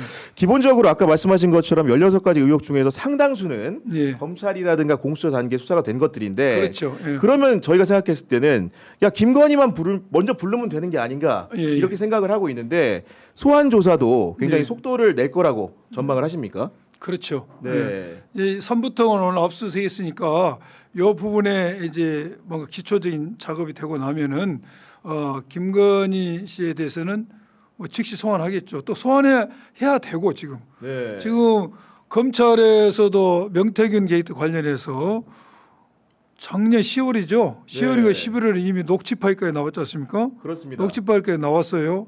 나와서 통상의 수사 지침 처리 절차를 본다면은 당연히 김구 씨를 불러야 되죠. 그런데 계속 부른다 하다가 창원에서는 정말로 불의할 시점 되니까 사건을 중앙지검을 보내고 중앙지검에서도 온다 간다 하다가 지금까지 못 불렀지 않습니까? 그러니까요. 예. 네. 그래서 이러한 상황이기 때문에 김건희 씨에 대해서 그 수사가 됐다고 저는 봐요. 됐다. 그렇기 때문에 부르는 건 초일기다 이런 말씀이신데 그렇죠. 예. 기본적으로 근데 김건희의 그 수사에 임하는 태도가 예. 검찰 단계에서 보면은 뭐 예를 들면 명품백 사건이나 도이치모터스 첫 번째 조사 같은 경우에는 경호처 부속 시설에서 이제 조사를 받는 황제 조사를 받았고 그 이후에 이제 명태균 특검님 나와달라고 했더니 대선에 영향을 끼칠 수 있어서 못 나온다 그러고 갑자기 또 이제 특검하기 전에 다시 한번 나와달라 그랬더니 몸이 아프다 그럽니다. 이거 어떻게 해야 되는 겁니까 이거? 이것은 검찰이 버릇을 잘못 들인 거죠. 김건희 씨에 대해서 네. 검찰이 버릇을 잘못 가르친 거예요. 검찰이 황제 조사 이거 자체로서 검찰의 어떤 계획에 강한 빌미를 준 거 아닙니까? 검찰이 국민의 검찰이 아니라 특정 정권의 사유이라는 것을 그야말로 온몸으로 보여주었던 네. 것이기 때문에 검찰 계획에 빌미를 주었던 것이고 김건희 씨가 여러 가지 이유를 들면서 뭐 조금 전에 제가 말씀드렸지만 이러이러한 사유를 들면서 검찰 출석을 불응했어요. 그래도 검찰이 특검이 이미 이제 준비돼 있지만은 김건희 씨를 데려다 조사를 했어야 됩니다. 그래야지만이 마지막 검찰의 존재 의미가 있는 건데 네. 이것마저 울고 싶은데 뺨 맞은 격으로 안 나온다니까 그냥 내버려 뒀던 그러니까요. 거죠. 예. 내버려 뒀던 것이고 이제는 김건희 씨도 운명의 시간이 다가온 겁니다. 이제 지금까지 자기의 방어를 쳐준 모든 그 어떤 힘들이 없어졌기 때문에 네. 당연히 본인도 나올 각오가 되어 있을 겁니다. 각오가 되어 있고 이렇게 되면 이제 부부를 구속해야 되는 초유의 초유의 사태, 참 인간적으로는 가혹한 사태에 이제 직면하게 되는데 그러나 어쩔 수 없죠. 그 행위가 너무 무겁고 그렇죠. 네. 죄질이 나쁘기 때문에 부부를 구속해야 될 상황이 도래가 될 겁니다. 그런데 네. 윤석열 전 대통령도 본인이 총장 때 아마 조국 전 장관에 대해서 영장을 청구를 했을 겁니다. 제 기억에. 그렇죠. 네. 근데 기각됐죠. 기각됐고 정경심 부인에 대해서는 구속을 했고 인간사가 돌고 돕니다. 부메랑이에요. 아닌 게 아니라 윤석열 본인도 이제 수사를 받아야 되는데 내란 특검 같은 경우에도 보면은 윤석열이 2차 조사를 앞두고 있는 상황인데 그런 그 상간에서 어제 한덕수 전 총리와 예. 그 산업부 장관 안덕근 산업부 장관 그리고 유상임 과기부 정부 장관까지 불렀는데 이런 순차적인 조사는 좀 어떤 의미가 있다고 봐야겠습니까? 지금 윤석열 본인에 대한 내란죄 이런 거 다 기소가 됐지 않습니까? 그런데 지금 수사가 크게 디테일하게 보면 여러 부분에 빠져 있지만 그 그룹으로 따져 보면은 국무위원 그룹이 남지 않습니까? 네. 국무위원들이 내란에 과연 묵인한 것이냐, 동조한 것이냐 뭐 이런 부분을 밝혀야 되는데 그걸 밝히기 위한 수사가 돼야 되고 그걸 밝히기 위해서 이제 한덕수 총리와 이제 기타 장관을 소환한 것 같아요. 언론에도 자세히 보도가 됐는데 한덕수 장관은 본인이 그동안 국회에 나와서 네. 언론에서 했던 주장과는 전혀 다른 상황들이 입증이 되고 있지 않습니까? 맞습니다. 본인은 나는 계엄이 선포된지도 몰랐는데 할 계획도 몰랐는데 대통령이 불러서 갔더니 그 이야기를 그래 나는 만류했다. 그리고 계엄 관련 문건도 본 적이 없다라고 네. 했는데 그 확보된 CCTV 보면은 계엄 문건을 자세히 쳐다보는 게 나타나고 또한 그 어제 보도된 것 보니까 이러한 국무회의의 심의를 받도록 됐는데 네. 이게 어떤 의미인지 지금 하고 있는 게 법적 요건이 되는지를 검토해보고 또 가장 중요한 것은 우리가 12월 4일 공화시 일본인과 계엄 해제 요구하는 가결하지 않습니까? 그렇습니다. 그러면 즉시 국무회의 소집을 했어야죠. 한 달 동안 1시간으로 문고리가 있다가 대통령 비서실에서 불러내니까 부른 겁니다. 국무회의도 소집했어요. 네. 본인 뜻대로 반대했다라면은 아이고 잘 됐다고 즉시 소환을 했어야죠. 본인이 아는 겁니다. 그래서 본인의 행태가 본인의 그동안의 진술과 그냥 상치되는 것. 네. 그리고 나머지 장관 중에서 안 장관인가는 연락을 받았지만 문자를 못 봐서 못 갔다. 그렇죠. 네. 근데 계엄 해제 요구 때는 바로 왔어야죠. 안 온 것도 이상한 거예요 이게. 그래서 그런 정황을 살펴보는데 중요한 것은 우리가 이게 법률적으로 어려운 문제인데 그럼 국무위원이 대통령이 계엄을 선포할 때 막을 의무가 있는 것이냐, 적극적으로 막아야 할 의무가 있는 것이냐, 아니면은 적극적으로 안 막더라도 하는 걸 묵인만 해도 죄가 되는 거냐. 네. 법률적 부작위라는 건데 이런 문제가 있는데 이것은 사실도 명확하게 규명해야 되겠죠. 계엄 선포 직전에 국무위원들이 각각 무슨 행위를 했는 것인지 해제 이후에 어떤 행위를 했는 것을 밝히고 그것이 방금 조금 전에 제가 말씀드린 것처럼 법리적으로 네. 법리적으로 과연 이러한 의무가 있는지를 아마 검토를 할 겁니다. 그리고 이제 언론 보도를 통해 나왔지만은 대통령 부속실장이 사후에 이제 계엄을 합법화하기 위해 가지고 문서를 만들고 한덕수 전 총리로 하여금 서명을 하게 하였다. 그렇죠. 예. 이런 식의 보도도 나왔고 아까 말씀해 주신 것처럼 초의 진술과는 다른 상치되는 예, 예. 부분들이 물적 증거로 이제 드러날 경우에 기본적으로 특검에서 혹여나 한덕수를 상대로 한 신병 확보 시도 이런 것도 있을 수 있는 겁니까? 지금 네. 제가 조금 전에 국무위원들의 자기 의무냐 부자기 의무냐는 계엄 선포와 관련된 것이고 이거는 하나씩 따져볼 문제입니다. 근데 기본적으로 한덕수는 죄가 돼버렸어요. 계엄 선포문 서명이 된 계엄 선포문을 만드는데 서명했지 않습니까? 그렇습니다. 네. 그리고 그 40분짜리 계엄 회의록 만드는 거 이것은 증거 인멸죄 그 중에서도 허위 증거를 만드는 거죠. 그렇습니다. 증거 네. 위조죄가 됩니다. 왜 계엄이 적법한 것처럼 그러한 상황을 만들기 위해서 그에 부합된 증거를 만드는 착출해내는 거죠. 네. 이건 판례상 증거 위조죄가 됩니다.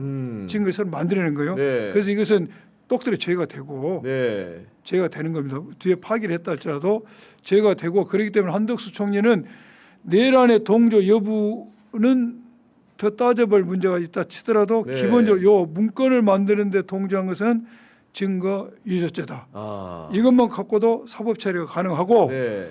이거 외에 이제 내란에 동조했는지 여부에도 여러 가지 사후적 정상이 그렇게 칭찬받을 만한 사후 정상이 아니지 않습니까? 그렇죠. 네. 비판받을 사후 정상이기 때문에 제가 볼 때 이것은 특검에서 구속영장 청구도 가능하다고 저는 보여져요. 그러니까 왜냐하면은 온갖 특검에 대해서 거부권을 행사하고 대행일 제가 지금 때 그 말씀입니다. 그리고 헌법재판관들 그렇죠. 지명에 대해서도 네. 딴지를 걸었기 딴지를 때문에 걸었기 때문에. 본인 죄를 숨기기 위한 게 아니었나 그렇죠. 이런 해석 가능한 거 네. 아니겠습니까? 네. 기본적으로 영장을 청구하고 하려면은 얼거리가 있어요. 뭐 죄가 돼야지. 성형이 나쁘다는 것 갖고는 죄가 안 되니까. 그렇죠. 네. 그런데 이미 기본적으로 내란에 동조했냐 여부는 더 따져볼 필요가 있어도 증거를 만들어냈다는 죄가 딱 돼버린 거야. 이거 하나 기둥을 세우고 그다음에 그 후에 이루어진 본인의 행태가 너무나 조잡하고 나쁘지 않습니까? 국민의 뜻과 네. 헌법재판관 딴지 걸어 특검에 딴지 걸어 별 괴상한 소리 하고 다녔어서 이 모든 걸 다 모으고 보면은 영장 청구 사유가 되고 네. 법원이 좀 이상한 짓거리 많이 하고 있는데 법원도 영장을 발부해야 할 상황이지 않냐 그렇게 봅니다. 아 거기에 더해가지고 이런 것들이 겹쳐져 보니까 그 한덕수가 왜 이렇게 무리해서 대선 후보가 되려고 했던가 이런 생각을 사후적으로 좀 하게 됩니다. 그렇죠. 이러한 증거를 이전해서 얼마나 마음이 졸했겠습니까? 내가 대통령이 돼서 정권을 잡으면은 네. 더 이상 수사 못하게 하고 이런 계획도 있다고 합리적 의심을 해볼 수 있는 것이죠. 그러니까요. 네. 우리가 그 사람 머릿속에 안 들어서 모르지만 상황이 아마도 한덕수 총리가 굉장히 조바심 나는 상황이지 않을까 싶은데 아마 인생 최대 위기일 겁니다. 지금. 네, 결국은 한덕수의 그런 죄라는 것은 윤석열이라는 사람과 수직적으로 직결되는 거 아니겠습니까? 그렇죠. 그런 상황인데 윤석열이 지난주 토요일에 출석을 했는데 결국은 지하 주차장도 입장하지 못하고 제 발로 걸어서 출석은 했습니다. 네, 예. 어떻게 보셨습니까?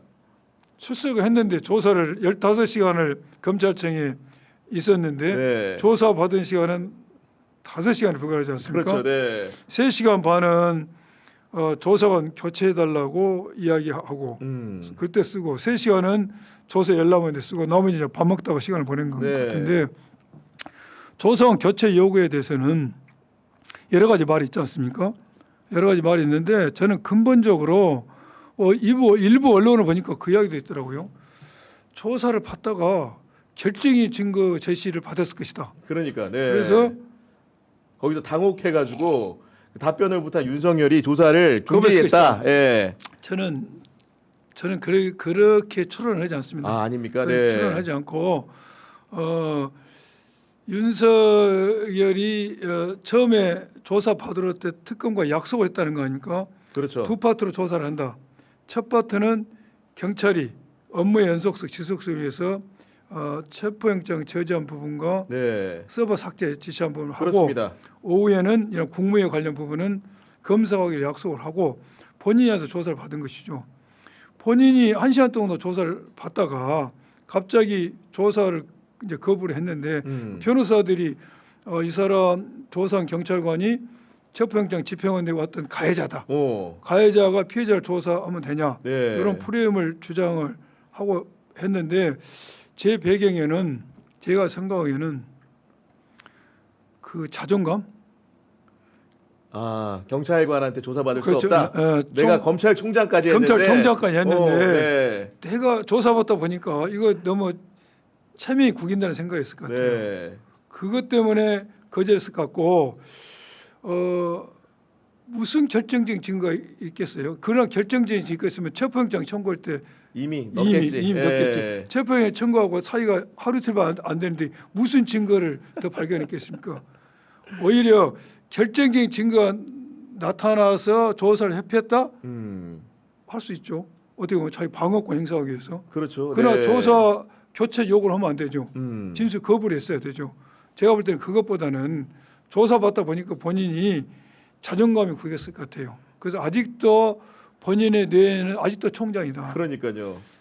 검사 출신이 경찰관 앞에서 조사받는 거 쉽지 않습니다. 그렇죠. 저도 네. 정치에 나와가지고 윤석열 정권 때 정치적 탄압으로 그러니까, 네. 지켜가지고 저도 경찰청에 압니다. 가서 예. 이틀간 밤샘 조사를 받았는데 굉장히 치욕적이에요. 그래서 저는 그런 게 발동했다고 생각이 드는데 네.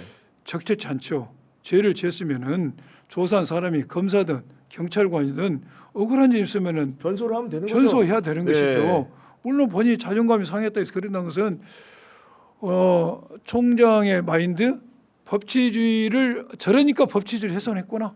그러니까요. 네, 그런 생각이 드는 것이죠. 의원님 말씀에 정말 10분 공감하고 거기에 더해가지고 결국은 이제 새로운 혐의를 조사하는 단계였기 때문에 본인이 조사받다 보니까 이거는 추가 기소를 직감할 수도 있지 않습니까 이게? 아니 본인은 네. 체포영장이 청구돼 기각돼 네. 있지 않습니까? 네. 벌써 체포영장을 청구를 하면은 기소는 전제로. 당연한 겁니다. 네. 그러니까 이 사람이 올 때는 추가 기소 당연히 알고 있어요. 알고 있는데 조사받으니까 열받은 거지 이게 지금 가만 생각하니까 적절치 않은 거고 이제 7월 5일이죠. 네. 5일날 9시에 나오니까 또 1시간 그리고 10시에 나오겠다고 하다가 이게 이제 기싸움이거든요. 네. 내가 안 나갈 수는 없다.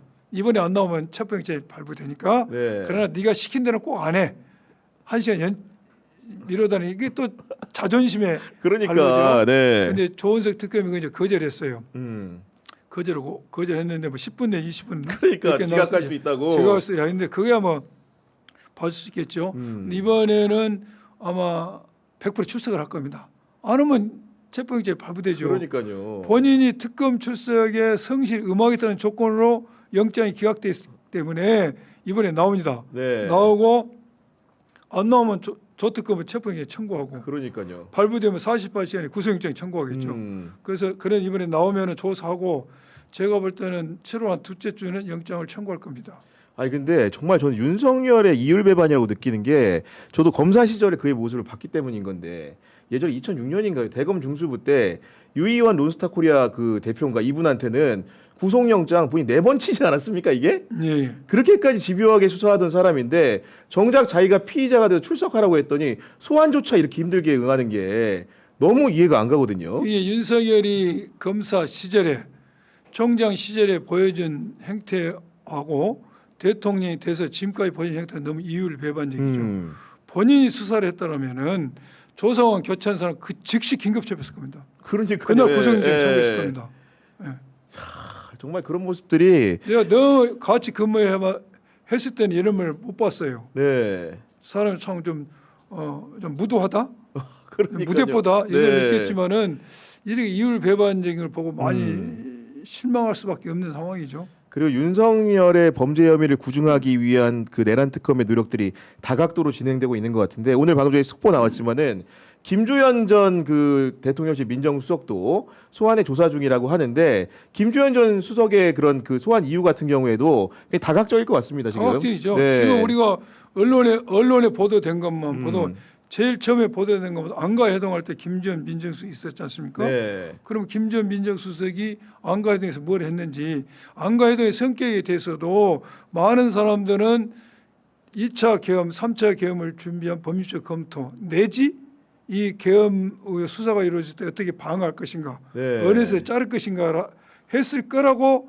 합리적 추정을 하고 있죠. 네. 그러나 그분들은 뭘 이야기하죠? 사전에 예약된, 예정된 연말 모임이라고 하죠. 그러니까요. 그렇지만은 그게 변명이 설득이 떨어지죠.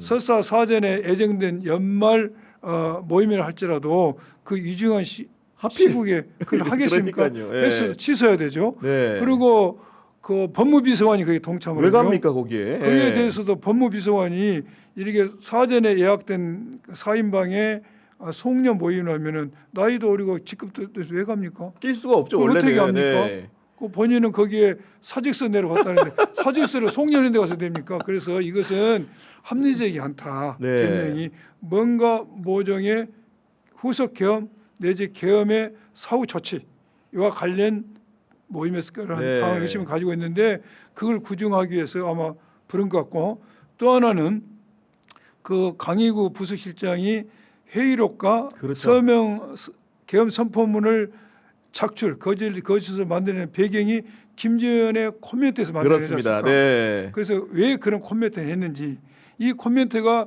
과연 김재현 머리에서만 나온 건지 윤석열 내란수계가 민정수 불러서 시킨 것인지 여러 가지 다각도로 볼 필요가 있고 또한 김전 민정수석은 지금 민정수석 아니죠. 네. 김전 민정수석은 도이치모터스 주가조죠. 디올백 수사 전에 네.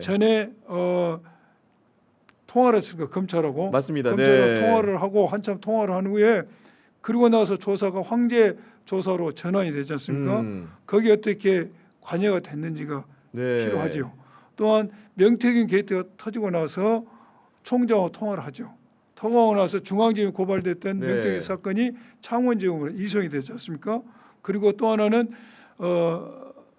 김건희 도이치모터 주가조작 사건이 무혐의로 종결됩니다.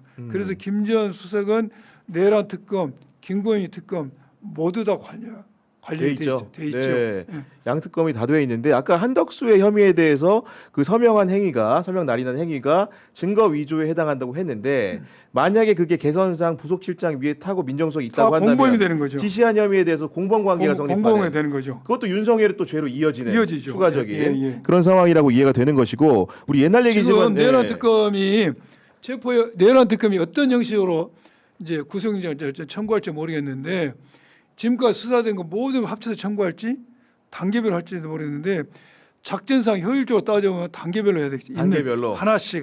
네. 왜 그래? 지금 우리는 법원을 믿을 수 없지 않습니까? 그렇죠. 사법부는 우리 구 기자님이 법조 취재 잘하지만 네. 사법부를 호락호락 보면 안 됩니다. 그럼요. 네. 정권이 바뀌어도 사법부는 영원합니다. 그렇습니다. 본인들이 그렇게 생각해요. 왜 인사권을 쓰지 못해요. 새로운 독립적이니까. 정권. 독립적이니까. 네. 그러니까 사법부는 그래 누가 우리를 건드려 감히? 우리는 마요이야. 그래서 조이대의 사법 쿠데타가 일어나고 그 뜻을 받들어서 이재명 대통령에 대한 여타 죄에 대해서 기일을 잡았다가 그렇죠. 강한 언론과 여론의 판결을 받으니까 슬그머니 84조에 재판도 포함된다고 해석하면서 물러섰어요. 네. 그렇지만 이걸 방치하면 안 되는 이유가 엊그저께 공판 기일 준비 기일 잡았지 않습니까? 맞아요. 네. 아니 재판 못하는데 왜 공판 준비 기일을 잡습니까? 그러니까. 아니 달리기 못하는데 뭘 운동화끈 메고 그 팬티 사고 그래요. 이건 뭘 의미하냐? 우리 네. 축제 안 했어. 우리 함부로 하지 마 의미가 있어요. 그렇기 때문에 내란 특검이 영장을 청구할 때 정말 주도 면밀해야 됩니다. 네. 그래서 만약 이번에 기존에 체포영장 청구했던 범죄 체포 저지했던 거 서버 삭제 지시했던 거 이번에 플러스 이제 이거 하나 올라가겠죠. 그렇죠. 네. 그러면서 단계적으로 안 나오면 안 되면은 될 때까지. 단계적으로 네. 청구를 해야 되고 지금 이 조은석 특검이 현직에 있을 때도 언론 활용을 잘했어요. 그러니까. 뭐 잘 아시죠? 자, 아는 게 많지만 아는 게 많죠. 네, 입을 닫고 있겠습니다. 예, 언론 특검 잘했는데 이번에 그걸 본인의 장점을 잘 활용한 거예요. 수사하면서 자꾸 빌드업을 시키고 국민과 함께 빌드업을 시키는 거지. 네. 안 나왔어? 바로 알려준 거예요. 안 나와가지고 우리가 언제 불렀습니다. 또 뭘 했습니다. 그게? 조사하다 중단했다고 알려주고. 중단했다고. 네. 통상으로는 이렇게 자세히 안 알려주죠. 네. 또 이 특검법 13조가 보면은 이거 알려주도 돼 있어. 아 고지 의무가 있구나. 아, 예. 그러게 피의사실 내 수사 과정을 알릴 수가 있습니다. 네. 그런데 이거 10분을 활용하고 있는 거예요. 제가 그 용어를 봤는데 국민주권 수사를 하고 있어. 국민주권 수사라고 있다. 국민과 함께 수사했어요. 다 알려주면서. 그러니까요. 이것은 법원이 함부로 할 수 없는 인프라를 구축한 것이죠. 그 잘하고 있다. 네. 그런데 이번에 이제 영장 청구할 때는 좀 더 올려야 되지 않겠습니까? 뭔가를 똑같이 하면 안 되니까. 네. 그래서 이번에 그런 증거를 착출한 것 허위로 이건 100% 올라갈 것이 생각됩니다. 그러니까 윤석열이라는 피의자가 결국 이제 조은석 특검의 소환 요구 시간 장소에 대해서 응하게 된 것도 어떻게 보면 그 주변에 있는 변호인들을 다 고위 법조인 출신들 아닙니까? 뭐 김홍일 네, 전 검사라든가 아니면은 윤곽금 전 검사 우리가 다 아는 다 사람들이죠. 아는 다 분들인데 같이 건배했고. 이런 분들도 결국은 판단 내린 거는 조은석은 어쨌든 간에 못 말린다. 예. 이런 판단형도 있지 않겠습니까 이게? 그렇죠. 그리고 이 특검은 조 특검이 아니고 그 누가 맡아도 국민적 여론과 국민의 명령이에요. 이건 누가 맡아도 옛날 윤석열 어떤 관계십이 있다 할지라도 이것을 그 관계십에 따라서 수사의 진행 속도 내용을 저버릴 수는 없는 네. 사안이죠. 그러니까요. 예. 그렇게 보여지고 아까 이제 김주현 그 전 수석 얘기 조금 했는데 저희가 또 공이 아는 분 아닙니까 그분이? 이번에 잘 알죠. 예전에 근무도 이제 어떻게 보면 같이 그렇죠, 하셨고. 같이 했고. 근데 저는 그때도 옛날에 놀라웠던 게 우리 의원님이야 누가 네. 봐도 특수통 검사니까 특수부장을 한 건데 예. 그 특수부장을 지휘하는 서울중앙지검 3차장을 이분이 하시는데 사실 이분은 특수사 경험은 그다지 많지 기획이죠, 않거든요. 기획. 통인데 예. 그때도 그런 일들을 하더니 이번 그 정부에서 지난 정부에서도 보니까 갑자기 민정수석에 기용하는 걸 보고 좀 놀랬거든요. 다 사람이 복대로 사는 것이고 네. 관원이 좋은 것이죠. 관원이 좋은 것이고 윤석열 제가 대검 중수부 근무할 때도 아마 제 기억에 그때 우리가 그 차떼기 정당 네. 대선장 수사할 때 김전 민정수석도 같이 근무하고 아 일부 같이 근무했군요. 일부 네. 기간이 같이 있었을 겁니다. 음. 윤석열도 우리가 같이 근무를 했는데 전반적으로 기획검사들하고 특수부 검사도 사이가 좋지 않습니다. 그렇죠. 기질이 다르죠. 아예. 기질이 완전 틀리죠. 어. 특수부 검사들은 기획부 검사들을 거의 검사 취급을 안 하죠. 네. 예? 칼잡이가 그러니까요. 아니라고 예. 그래서 사이가 안 좋은데 윤하고 김도 그렇게 사이가 썩 좋지 않았을 겁니다. 제가 알기에. 근데 왜 윤이 김을 민정수석으로 그러니까요. 했나? 김이 굉장히 그립감이 있거든요. 조직을 장악한. 또 검찰 국장을 했기 때문에 검사들의 면면을 성향을 잘 알죠. 인사판을 예. 만져봤기 때문에. 만져봤기 때문에. 네. 근데 우리 특수부 검사들은 모르죠. 그냥 예. 칼만 들고 전방에 나서 있기 때문에 검사 개개의 인사판을 잘 몰라요. 그래서 그러한 조직의 그립감을 빌린 거죠. 네. 윤석열이. 그래서 잘 활용한 거 아닙니까? 그래서 지난번에 도이치모터스 디올백 수사 때 최소한도 김건희를 포토넷에서 주장했던 그 검사 송경호 그러니까, 그 네. 사람들은 다 좌천시키고 그러니까요. 그리고 네. 얼마 후에 또 검찰총장을 중앙검사장을 검찰총장 다 바꾸지 않습니까? 맞아요. 네. 이 사람들이 김지원하고 다 직관적으로 라인업이 된 사람들이죠. 아니 그런 인사 교체의 과정들을 지금 다시 한번 복기를 해보니까 혹시 그 부분은 법률적으로 예를 들면 인사권을 남용한 부분에 대해서 직권남용죄를 의율할 수 없습니까 혹시? 그건 어려울 것 같아요. 어렵습니까? 네. 검사 인사는 대통령이기 때문에 최종적인 대통령이 한 거죠. 네. 대통령에게 의견을 제출한 거죠. 이렇게. 그렇죠. 네. 네. 그렇기 때문에 최종적은 대통령이 결정을 내리기 때문에 그건 좀 무리해 보여요. 무리해 보이는 무리한 아무리 수사다. 비워도.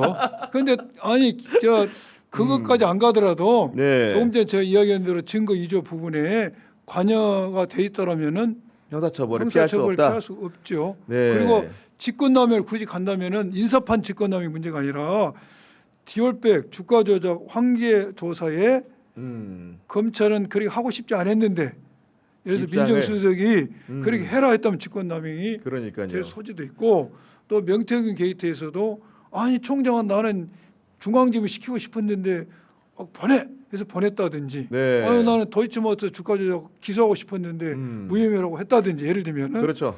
제가 그렇게 했다는 게 아닙니다. 그런 통화를 했다면 그게 밝혀지겠죠. 그건 직권남용이 될 수가 있죠. 결국은 이제 그런 부분들의 또 이제 범죄 혐의를 밝히기 위해서는 개선에 있던 사람이 심우정 전 검찰총장 아니겠습니까? 이분 같은 경우에는 작년 9월에 이제 임명이 돼서 이제 부임을 했는데 1년도 못 채우고 지금 나갔거든요. 이 나간 모습 어떻게 보셨습니까?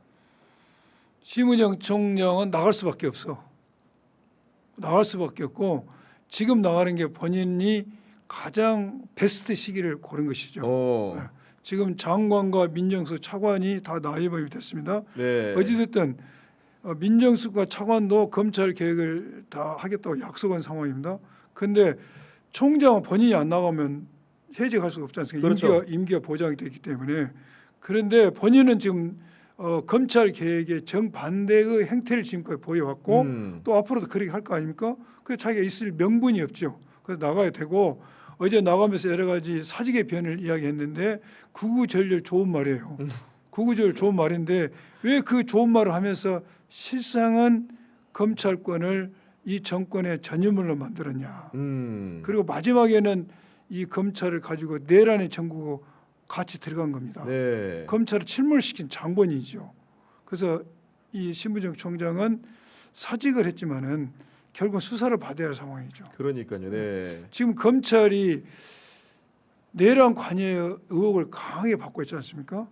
첫째는 그 내란의 전모를 밝히려면은 내란의 블랙홀이라 할 수 있는 서버, 비화폰 서버를 봐야 되지 않습니까? 또 대통령실, 경호처, CCTV 봐야 되지 않습니까? 그걸 보기 위해서 경찰 수사팀이 그렇죠. 압수영장을 했더니 했는데 누가 막고 김성훈이가 계속 몸으로 막은 거예요. 네. 그래서 김성훈이를 이제 구속했다.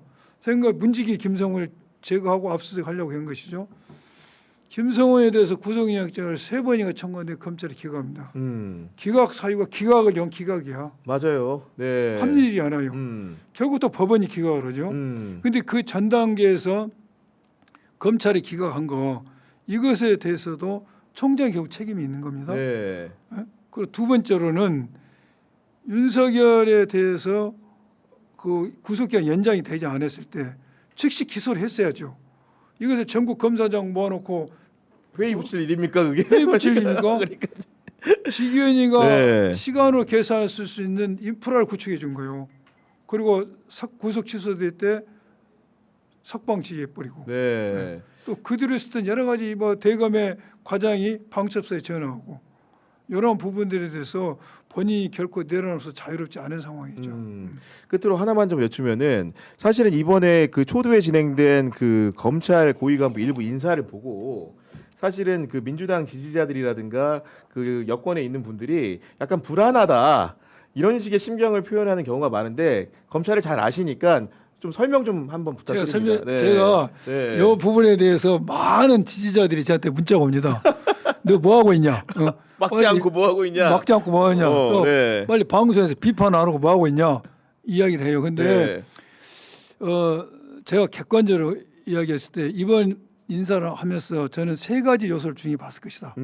첫째는 검찰 개혁성을 봤을 것이고 개혁성. 네. 두 번째 업무의 능력을 봤을 것이다. 음. 세 번째는 친윤과의 거리, 순도를 봤을 것이다. 순도를 봤다. 저는 세 가지를 보고 이 세 가지를 충족한 사람을 기용을 하는 게 베스트죠. 그러나 현실적으로 없죠. 이 세 가지를 고를 수는 없어요. 네. 그렇다면 어떤 인사는 개혁성을 보고 간 사람도 있을 것이고 어떤 사람은 능력을 보고 간 사람도 있을 것입니다. 근데 우리가 중요한 것은 윤석열 우리가 객관적으로 봐야 됩니다. 윤석열이가 중앙검사장을 1년 했죠. 그다음에 총장 한 2년 했죠. 맞습니다. 3년 해먹었죠. 네. 대통령 3년 했죠. 6년입니다. 그렇죠. 6년 동안 6년의 검찰 인사를 몇 번 했습니까? 그러면요 검찰의 판이 다 바뀌는 겁니다. 그렇죠. 네. 판이 바뀌면은 한마디로 말해서 검찰에 칼게라고 쓸만한 놈은 전부 다 나갔죠 뭐. 예, 그러니까 네. 쓸만한 놈은 윤석열 라인에 쓰든지 아니면은 옷 벗고 다른 데 가야 돼요. 예? 그런 상황이기 때문에 아마 이번에 대통령실도 많은 고민을 했을 거라는 생각이 들고 또 이게 있어요. 검찰은 아무리 주요한 자리 상위 직급을 갖다 줘도 능력이 미진하면은 조직원들이 승복을 하지 않습니까? 잘 알지 않습니까? 너무 잘 알죠. 네. 그래서 이번 인사에는 도덕성, 능력, 순도 세 개를 봤을 것이고 세 가지를 잘 조합된 사람을 뽑기 굉장히 고민했을 것이다. 네. 그러나 능력도 무시할 수 없었을 거라는 생각이 들고 제가 전반적으로 봤을 때는 이 인사 그런 대로 잘 된 인사입니다. 우리가 대통령을 믿고 우리가 믿어볼 필요가 있다. 옛날 정권하고는 완전 여러 가지 상황이 틀려요. 그래서 우리가 검찰 개혁에 대해서 크게 걱정 안 하셔도 된다. 네. 검찰 개혁은 입법을 합니다. 그렇죠. 국회에서 법을 만들고 그걸 시행한 디테일한 시행령과 규칙은 장관입니다.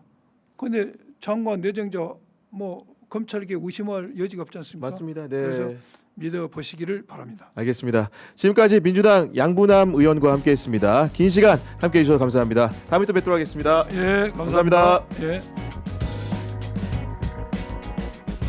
오늘 첫 번째 인터뷰는 민주당 박지원 의원과 함께합니다. 이재명 정부의 지난 한 달을 찬찬히 들여다보려고 하는데요. 의원님 소개해드리도록 하겠습니다. 의원님 안녕하십니까? 아니 장윤선 앵커가 뭘 했다고 휴가 가요? 제가 들어보니까 진짜 일 많이 한 박지원은 휴가도 못 가고 있는데. 그러십니까? 보니까 3년 동안 예. 한 번도 못 쉬고 일일이 일을 했다고 하더라고요. 보니까 이제 우리나라 휴가 문화도 정착돼서 이 한 여름 네, 이게 뭐 견딜 수가 있어요? 그렇습니다. 네. 그 낮잠 시간을 한 2시간 주든지 여름 한 달을 닫든지 이게 어떤 수를 내야지 못 견디겠어요. 어젯밤에 여의도 공원 운동하러 나갔다가요. 아무튼 운동이 아니라 노동을 하고 왔습니다. 아마도 이제 비 오듯 덥더라고요. 땀을 쏟으셨을 것 같은데 최근에 보도 보니까 해남에 유명 탤런트 부부가 방문을 했더라고요. 예, 김승우. 네. 예. 아니 땅끝마을까지 김승우, 김남주 탤런트가 5인일로 간 겁니까? 저하고 가까워요. 그러니까 그 근방에 왔다가 네. 또 김승우 탤런트는 지금 한국 리틀 야구연맹 총재 아니에요? 네. 그래서 체육계 인사들하고 오고 김남주 씨는 제가 찐팬입니다. 친하기는 김승우하고 친하지만은 속으로는 김남주. 그런 속마음을 말씀해 주셨는데 어쨌든 간에 오늘이 7월 3일이고 네. 지난 대선이 6월 3일이었기 때문에 한 달밖에 안 지났는데 이재명 후보 겪어보면은 거의 뭐 1년 6개월 한 것 같은 안정감이 많이 느껴지거든요. 아무튼 산뜻하게 출범한 것 같아요. 저도 정치 활동을 오래 했지만은 어떤 대통령이 취임했더라도 취임 당시에는 좀 좋은 평가를 해주는데 인사 등 모든 걸 잘 네. 하고 있는 것 같아요. 그래서 산뜻한 출발이다. Good start. 저는 그렇게 평가합니다. 그리고 지지자일뿐 아니고 이재명 대통령을 안 뽑았던 분들 사이에서도 코스피 주가 지고 상승하니까 네. 야 뽑아서 정치적 효능감이 느껴진다 이런 얘기 하거든요. 그렇죠. 그렇기 때문에 어떤 특정 지역에 그 나이 드신 분들도 잘 뽑았다. 나는 안 찍었지만 잘 뽑았다. 야, 하고 네. 국민들이 투표한 것을 이재명 대통령 당선을 굉장히 좋아한다고 그래요. 특히 오늘 이제 여야가 상법을 그렇습니다. 합의해서 네. 통과시키잖아요. 그러면 경제민주화도 성큼 다가오고 코스피도 더 상승할 것이다. 5천을 바라보도록 한다라고 네. 했고 또 부동산 대책에 대해서 늘 우리 국민들은 부동산 아파트 한 채를 저축의 수단, 부의 수단 이런 걸로 평가하는데 그건 사실 산업자금이 아니거든요.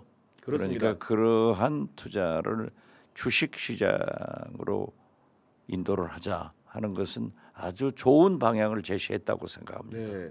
그런 정책적인 아젠다 세팅 능력도 이재명 대통령이 굉장히 탁월한 것 같고 네, 그렇죠. 거기에 더해서 인사가 만사라고 하는데 제1기 내각 인선이 거의 완비가 됐거든요.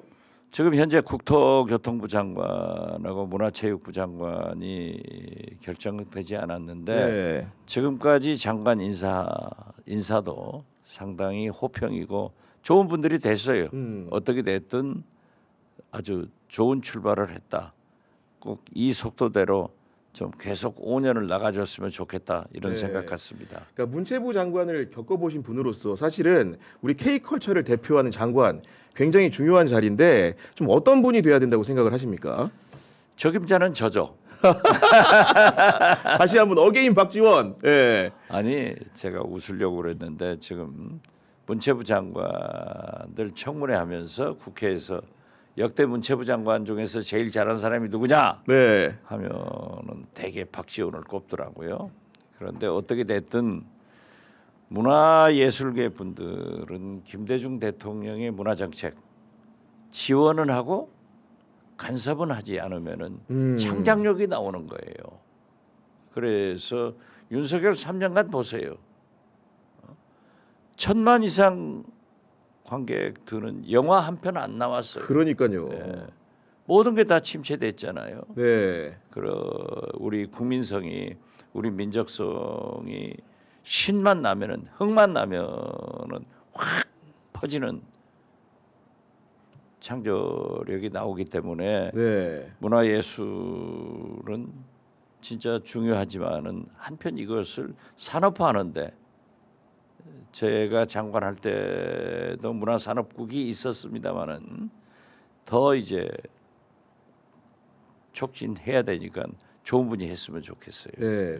그리고 이번 인선 중에서 가장 인상 깊었던 게 전직 윤석열 정부의 국무위원 중에서 유임하신 분들이 있거든요. 그렇죠. 송민영 네. 농식품부 장관 같은 분이 했고, 네. 그리고 오유경 식약청도 했는데 네. 이게 전례 없는 일로 보여가지고 정권이 교체됐는데 네. 그 전직 장관을 쓴다? 굉장히 기상천외한 발상 같기는 한데 어떻게 평가하십니까? 물론 전에도 그러한 적은 있었지만은 정권 교체가 돼가지고 여야 정권 교체가 돼가지고 유임한 경우에는 거의 없었죠. 그렇지만은 송민영 장관에 대해서 저는 긍정적 평가를 했다가 해남 농민회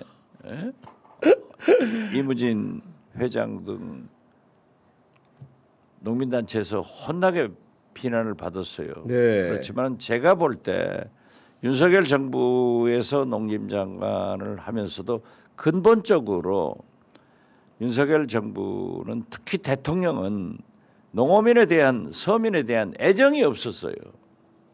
그런데 송미령 장관은 제가 해남 완도 진도가 농촌 지역 아니에요? 네. 물론 노촌도 있지만은 상대적으로 농민에 대한 애정이 강해요.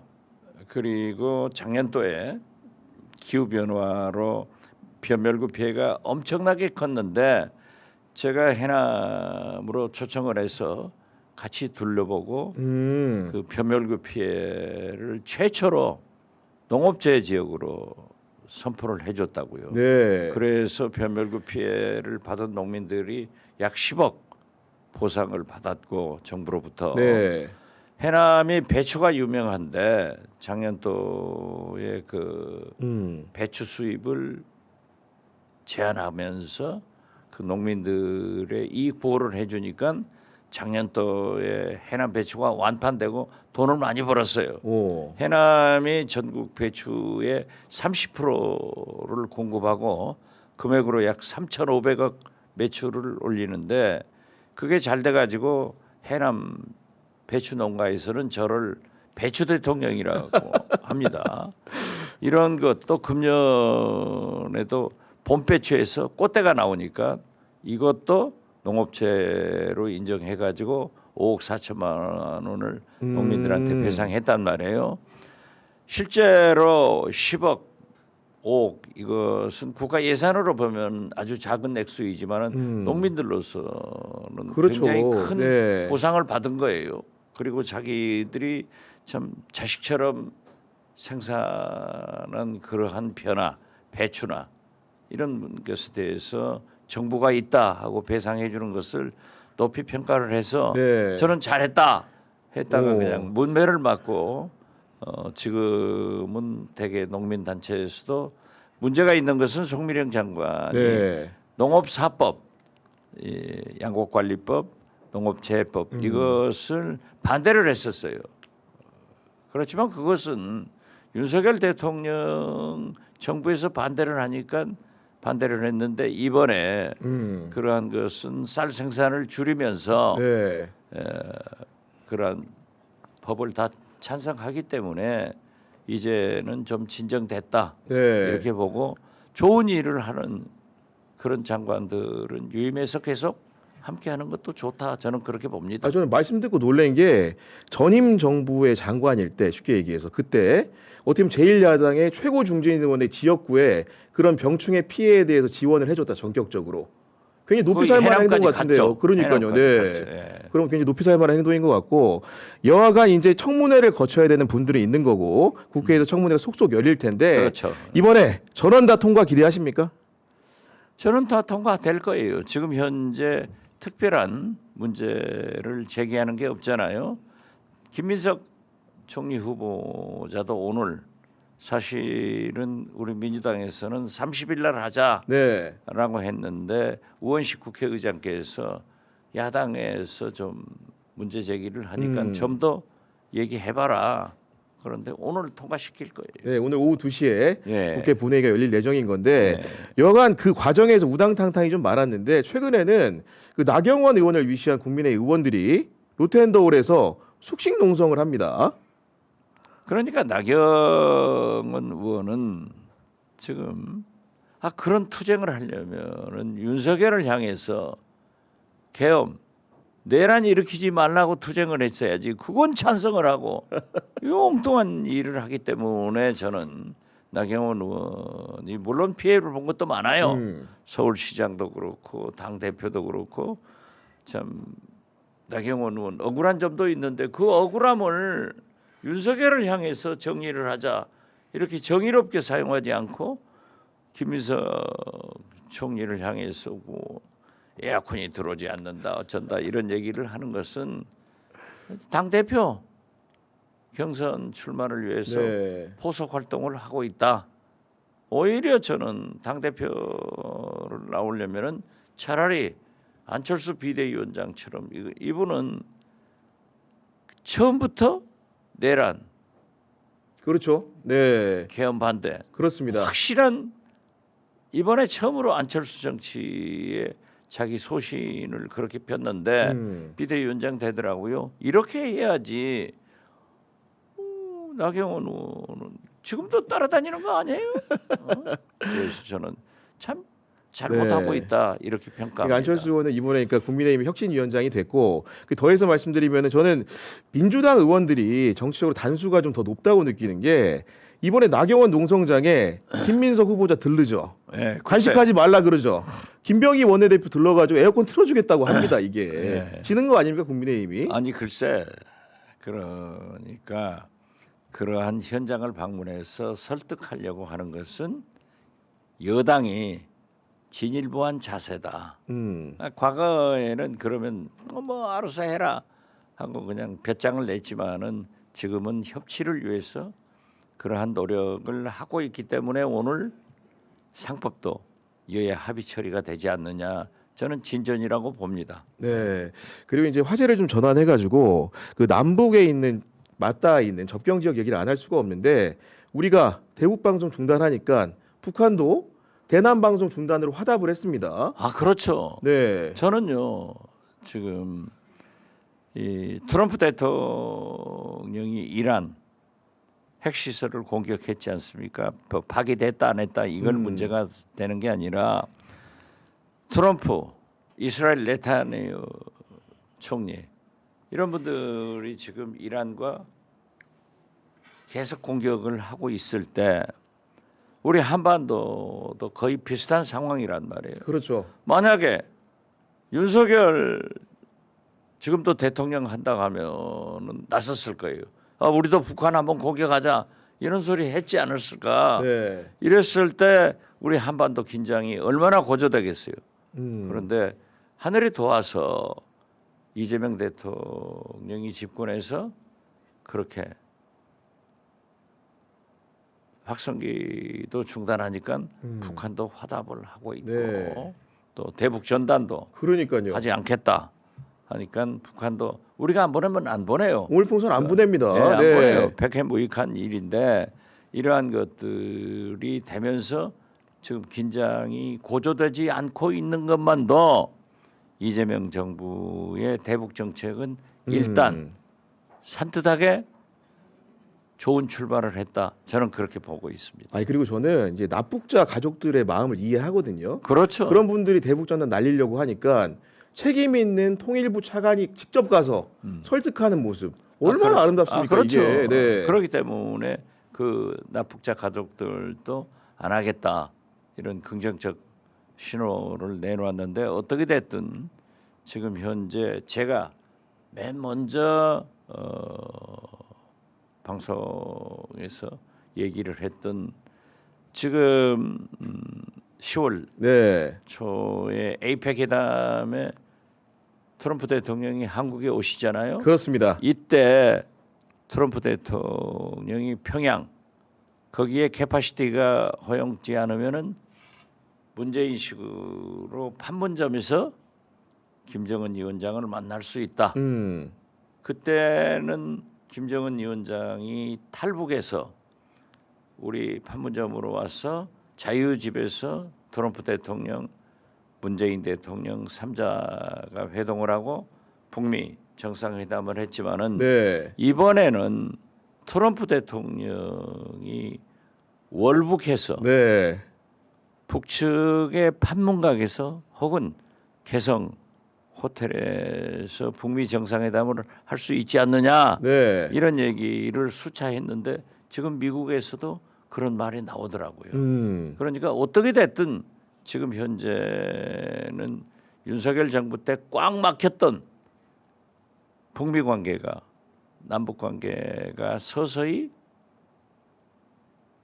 대화로 들어가고 있다. 저는 네. 그렇게 봅니다. 그리고 그런 대화의 국면을 조성하는 요인 중에 하나는 기본적으로 북한과 교류 경험이 큰 정동영 통일부 장관을 내정을 하고 이종석 전 군정부장을 내정을 하면서 그 대화의 물꼬를 틀 수 있겠다는 희망이 크게 생기지 않습니까? 확 생겼죠. 네. 그렇기 때문에 제가 이종석 국정원장도 잘 됐지만은 특히 정동영 통일부 장관이 20년 전에 네. 통일부 장관을 했지만은 다시 한번 맡아서 남북 관계의 물꼬를 터야 된다 하고 계속 주장했더니 거기도 잘 되고 오. 또 남북 긴장 완화를 위해서는 국방부 장관도 국방 개혁을 위해서 민간인 문민화돼야 된다 하는데 안규백 장관이 갔지만은 더 잘 된 것은 안보실장의 위성락 거기는 친미 그러니까요. 네. 찐미거든요.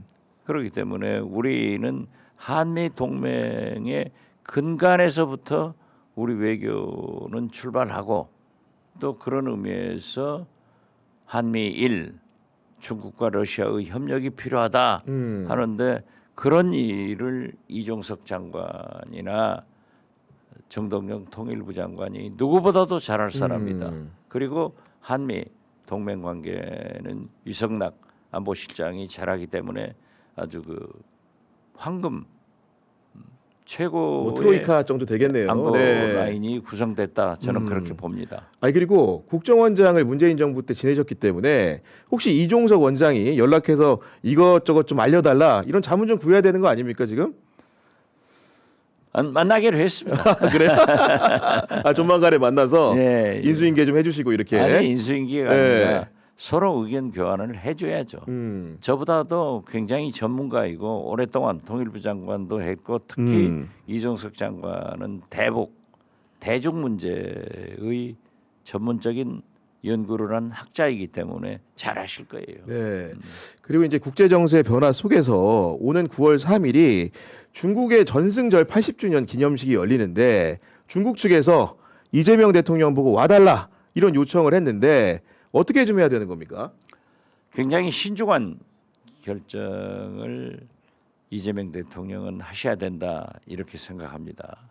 다행히 7, 8월경에 이재명 대통령이 방미를 해서 트럼프 대통령과 회담을 하게 된다고 하면은 전승절에 참가해도 좋겠죠. 그렇죠. 네. 그렇지만은 거듭 말씀드리지만은 우리는 지금 안미 경중 이 문제가 트럼프 대통령에 의해서 더욱 제기되고 있을 때 뭐라고 하더라도 한미 동맹 관계가 굳건해야 되고 거기에서 모든 외교가 출발해야 되기 때문에 네. 저는 전승절 초청받은 것도 좋은 일이지만은 먼저 미국과 즉 이재명 트럼프 회담이 이루어진 다음에 네. 전승절 중국 방문을 했으면 좋겠다 이런 생각을 갖습니다. 아니 정말로 오묘한 시점에 초청장이 온 것 같은 게 왜냐하면 관세 문제로 그 한미 양국 간의 여러 가지 조율이 이루어지고 있는 시점이고 결국 매듭은 이재명과 트럼프가 만나서 지어야 되는데 그렇죠. 그 틈새에 딱 중국이 초청장을 날린 거죠. 일정이 이제 네. 그렇게 된 걸 뿐이지 그걸 잘 중국이 이용했다고 볼 수도 있죠. 그렇지만 저는 거듭 말씀드리지만은 이종석 국정원장도 그런 표현을 썼습니다만은 이제 김대중 대통령께서 그런 표현을 써서 제가 계속 사용한 거예요. 우리는 미국 풀도 먹어야 되고 중국 풀도 먹어야 되고 네. 러시아 풀도 먹어야 돼요. 미국 풀만 먹으면은 우리 경제가 영양실조 걸립니다.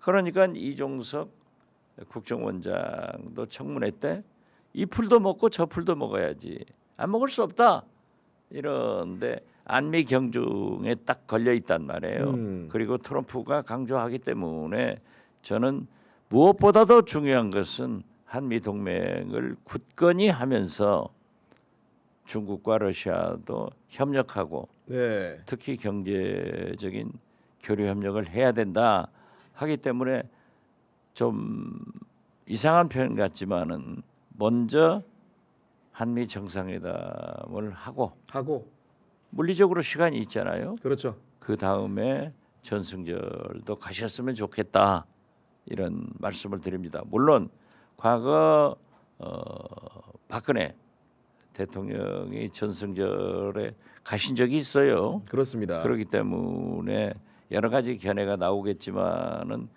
외교란 게 뭡니까? 결국 국익 아니에요. 그것을 위해서는 저는 선 한미 정상회담 후 전승절 참가 이런 것이 좀 좋지 않을까 네. 이런 생각을 갖습니다. 그리고 대통령실 얘기를 안 할 수가 없는데 얘기 들어봤더니 이재명 대통령이 워낙 일을 좋아하다 보니까 일단 강훈식 비서실장 5kg 살이 빠졌다 그러고 그러더라고요. 위성락 안보실장 이번에 이제 캐나다 갔다 코피 터졌답니다. 네. 야 정말로 참모들이 정말 힘들 것 같은데 우리 비서실장 해보셨으니까 정말 힘든 일 아닙니까 이게? 그렇죠. 네. 왜냐하면은 지금 현재는 인수위원회가 특히 없었기 때문에 지금은 더 힘들 거예요. 물론 문재인 정부 때도 똑같은 컨디션이었는데 그렇기 때문에 하나부터 100까지 챙겨야 되잖아요. 그리고 그러한 자료를 대통령께 보고를 해야 되기 때문에 힘들 거예요. 그래서 저도 강훈식 비서실장한테 벌써 네. 그렇게 힘없다 가면 국민이 염려하고 대통령도 염려하시기 때문에 그런 표현하지 말고 더 열심히 해라 네. 하는 얘기를 했습니다만은 힘들죠. 네. 잠을 잘 수 없기 때문에. 아니 그리고 비서실장은 너무 잘하셨기 때문에 여쭙는 건데 기본적으로 온갖 동네에서 비서실장한테 연락 오는 거 아닙니까 이게? 그렇죠. 뭐 삼남한사이 그러니까, 네. 나오는 거죠. 네. 저기 해남에 비가 안 온다 하는 것부터 시작해서 코스피는 어쩌다, 환율은 어쩌다 이런 것이 삼남한사이 아침에 다 보고가 들어와야 되고 그것을 다 읽어야 되잖아요. 그러니까 제가 비서실장 할 때 보면은 A4 용지 뭐 몇백 장을 아침에 읽어야 돼요. 다 읽고 네. 씹어서. 그렇죠. 네. 다 읽어야 대통령한테 가서 보고를 음. 하고 또 대통령이 뭘 하문하시면 답변해야 되고 기자들도 그렇기 때문에 다 해야죠. 그러니까요. 네. 아니 근데 이제 강훈식 비서실장은 기본적으로 이제 의원님에 비해서는 정치적 구력이 약간 부족하기 때문에 아니에요. 아주 네. 훌륭한 친구예요. 비서실장을 하기 위해서 좀 이렇게 지켜야 될 수칙 같은 거나 조건 같은 게 좀 있습니까, 이게? 뭐 비서실장은 대통령을 잘 보필을 해야 되고 국민의 소리를 잘 들어서 가감 첨삭 없이 대통령의 결정에 도움이 되는 일만 하면 돼요. 예. 아 그리고 하나 못해서 이건 여담이고 세설이긴 합니다만은 비서실장이 늘 이렇게 힘이 세다는 소문이 정가에 파다하기 때문에 구설도 좀 오르는데 예를 들면 강훈식 비서실장 적합한 사례는 아닙니다만은 장관이 누구 때문에 됐다더라 추천했다더라 비서실장이 이런 얘기가 나오는 건 좋은 겁니까 안 좋은 겁니까 이게?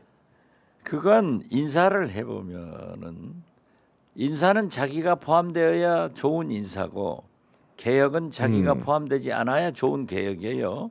그렇기 때문에 늘 구설이 나와요. 네. 그렇지만은 지금 현재는 만약에 일정 시간이 지나서 인사 교체를 할 때 같으면은 또 교체 당하는 사람은 비서실장한테 온갖 불만을 다 얘기하지만은 네. 그건 각오하고 해야죠. 결국 국민을 위해서 대통령을 위해서 무엇이 필요한가를 얘기하는 것 아니에요. 네. 그래서 제가 늘 몇 번 썼습니다마는 대통령은 일단 대통령실 청와대에 들어가시면은 6개월 살면은 세상이 어두워져요. 기자도 그렇잖아요. 네. 현장 취재를 하지 않으면은 감이 없어지잖아요. 그렇죠. 네. 그렇기 때문에 대통령은 참모들, 비서들의 보고에 의거해서 결정이 된단 말이에요. 네. 그러니까 저는 윤석열 대통령 할 때도 그분들한테도 얘기했지만은 너희들이 당신들이 아무리 보고를 해도 대통령의 판단이 흐려진다. 그렇기 때문에 대통령은 측근이 원수고 재벌은 핏줄이 원수다. 그러니까요. 라는 네. 얘기가 나오는 거다. 그래서 나는 예를 들면 대통령이 하루 아침에 일어나서 최소한 어떤 신문이든지 신문을 30분만 읽게 해라. 그리고 저녁에 주무시기 전에는 어떤 TV든지 그 뉴스를 30분만 시청하게 해라. 그러면은 가장 좋은 민심을 파악하는 길이 될 것이다. 네. 언론은 되게 균형 감각을 가지고 있잖아요. 그렇습니다. 그렇기 때문에 저는 그렇게 했으면 좋겠다 하고 제발 대통령의 귀를 붙들고 측근들이 나쁜 짓, 즉 측근이 원수라는 소리가 안 나와야 된다. 네. 저는 그렇게 생각합니다. 네, 벌써 30분이 다 됐는데 마지막으로 무더위 속에서 고생하는 우리 편의점 식구들한테 한 말씀 좀 부탁드립니다. 뭐 장윤선 취재 편의점 지금 얼마나 3년 사이에 성공을 했습니까? 우리 시청자 여러분들도 지금 바로 구독, 좋아요도 좀 눌러주시고 취재 편의점이 더 발전할 수 있도록 많은 지원 부탁드리겠습니다. 네, 알겠습니다. 지금까지 민주당 박지원 의원과 함께했습니다. 오늘 출연해 주셔서 너무 감사합니다. 감사합니다. 감사합니다. 감사합니다.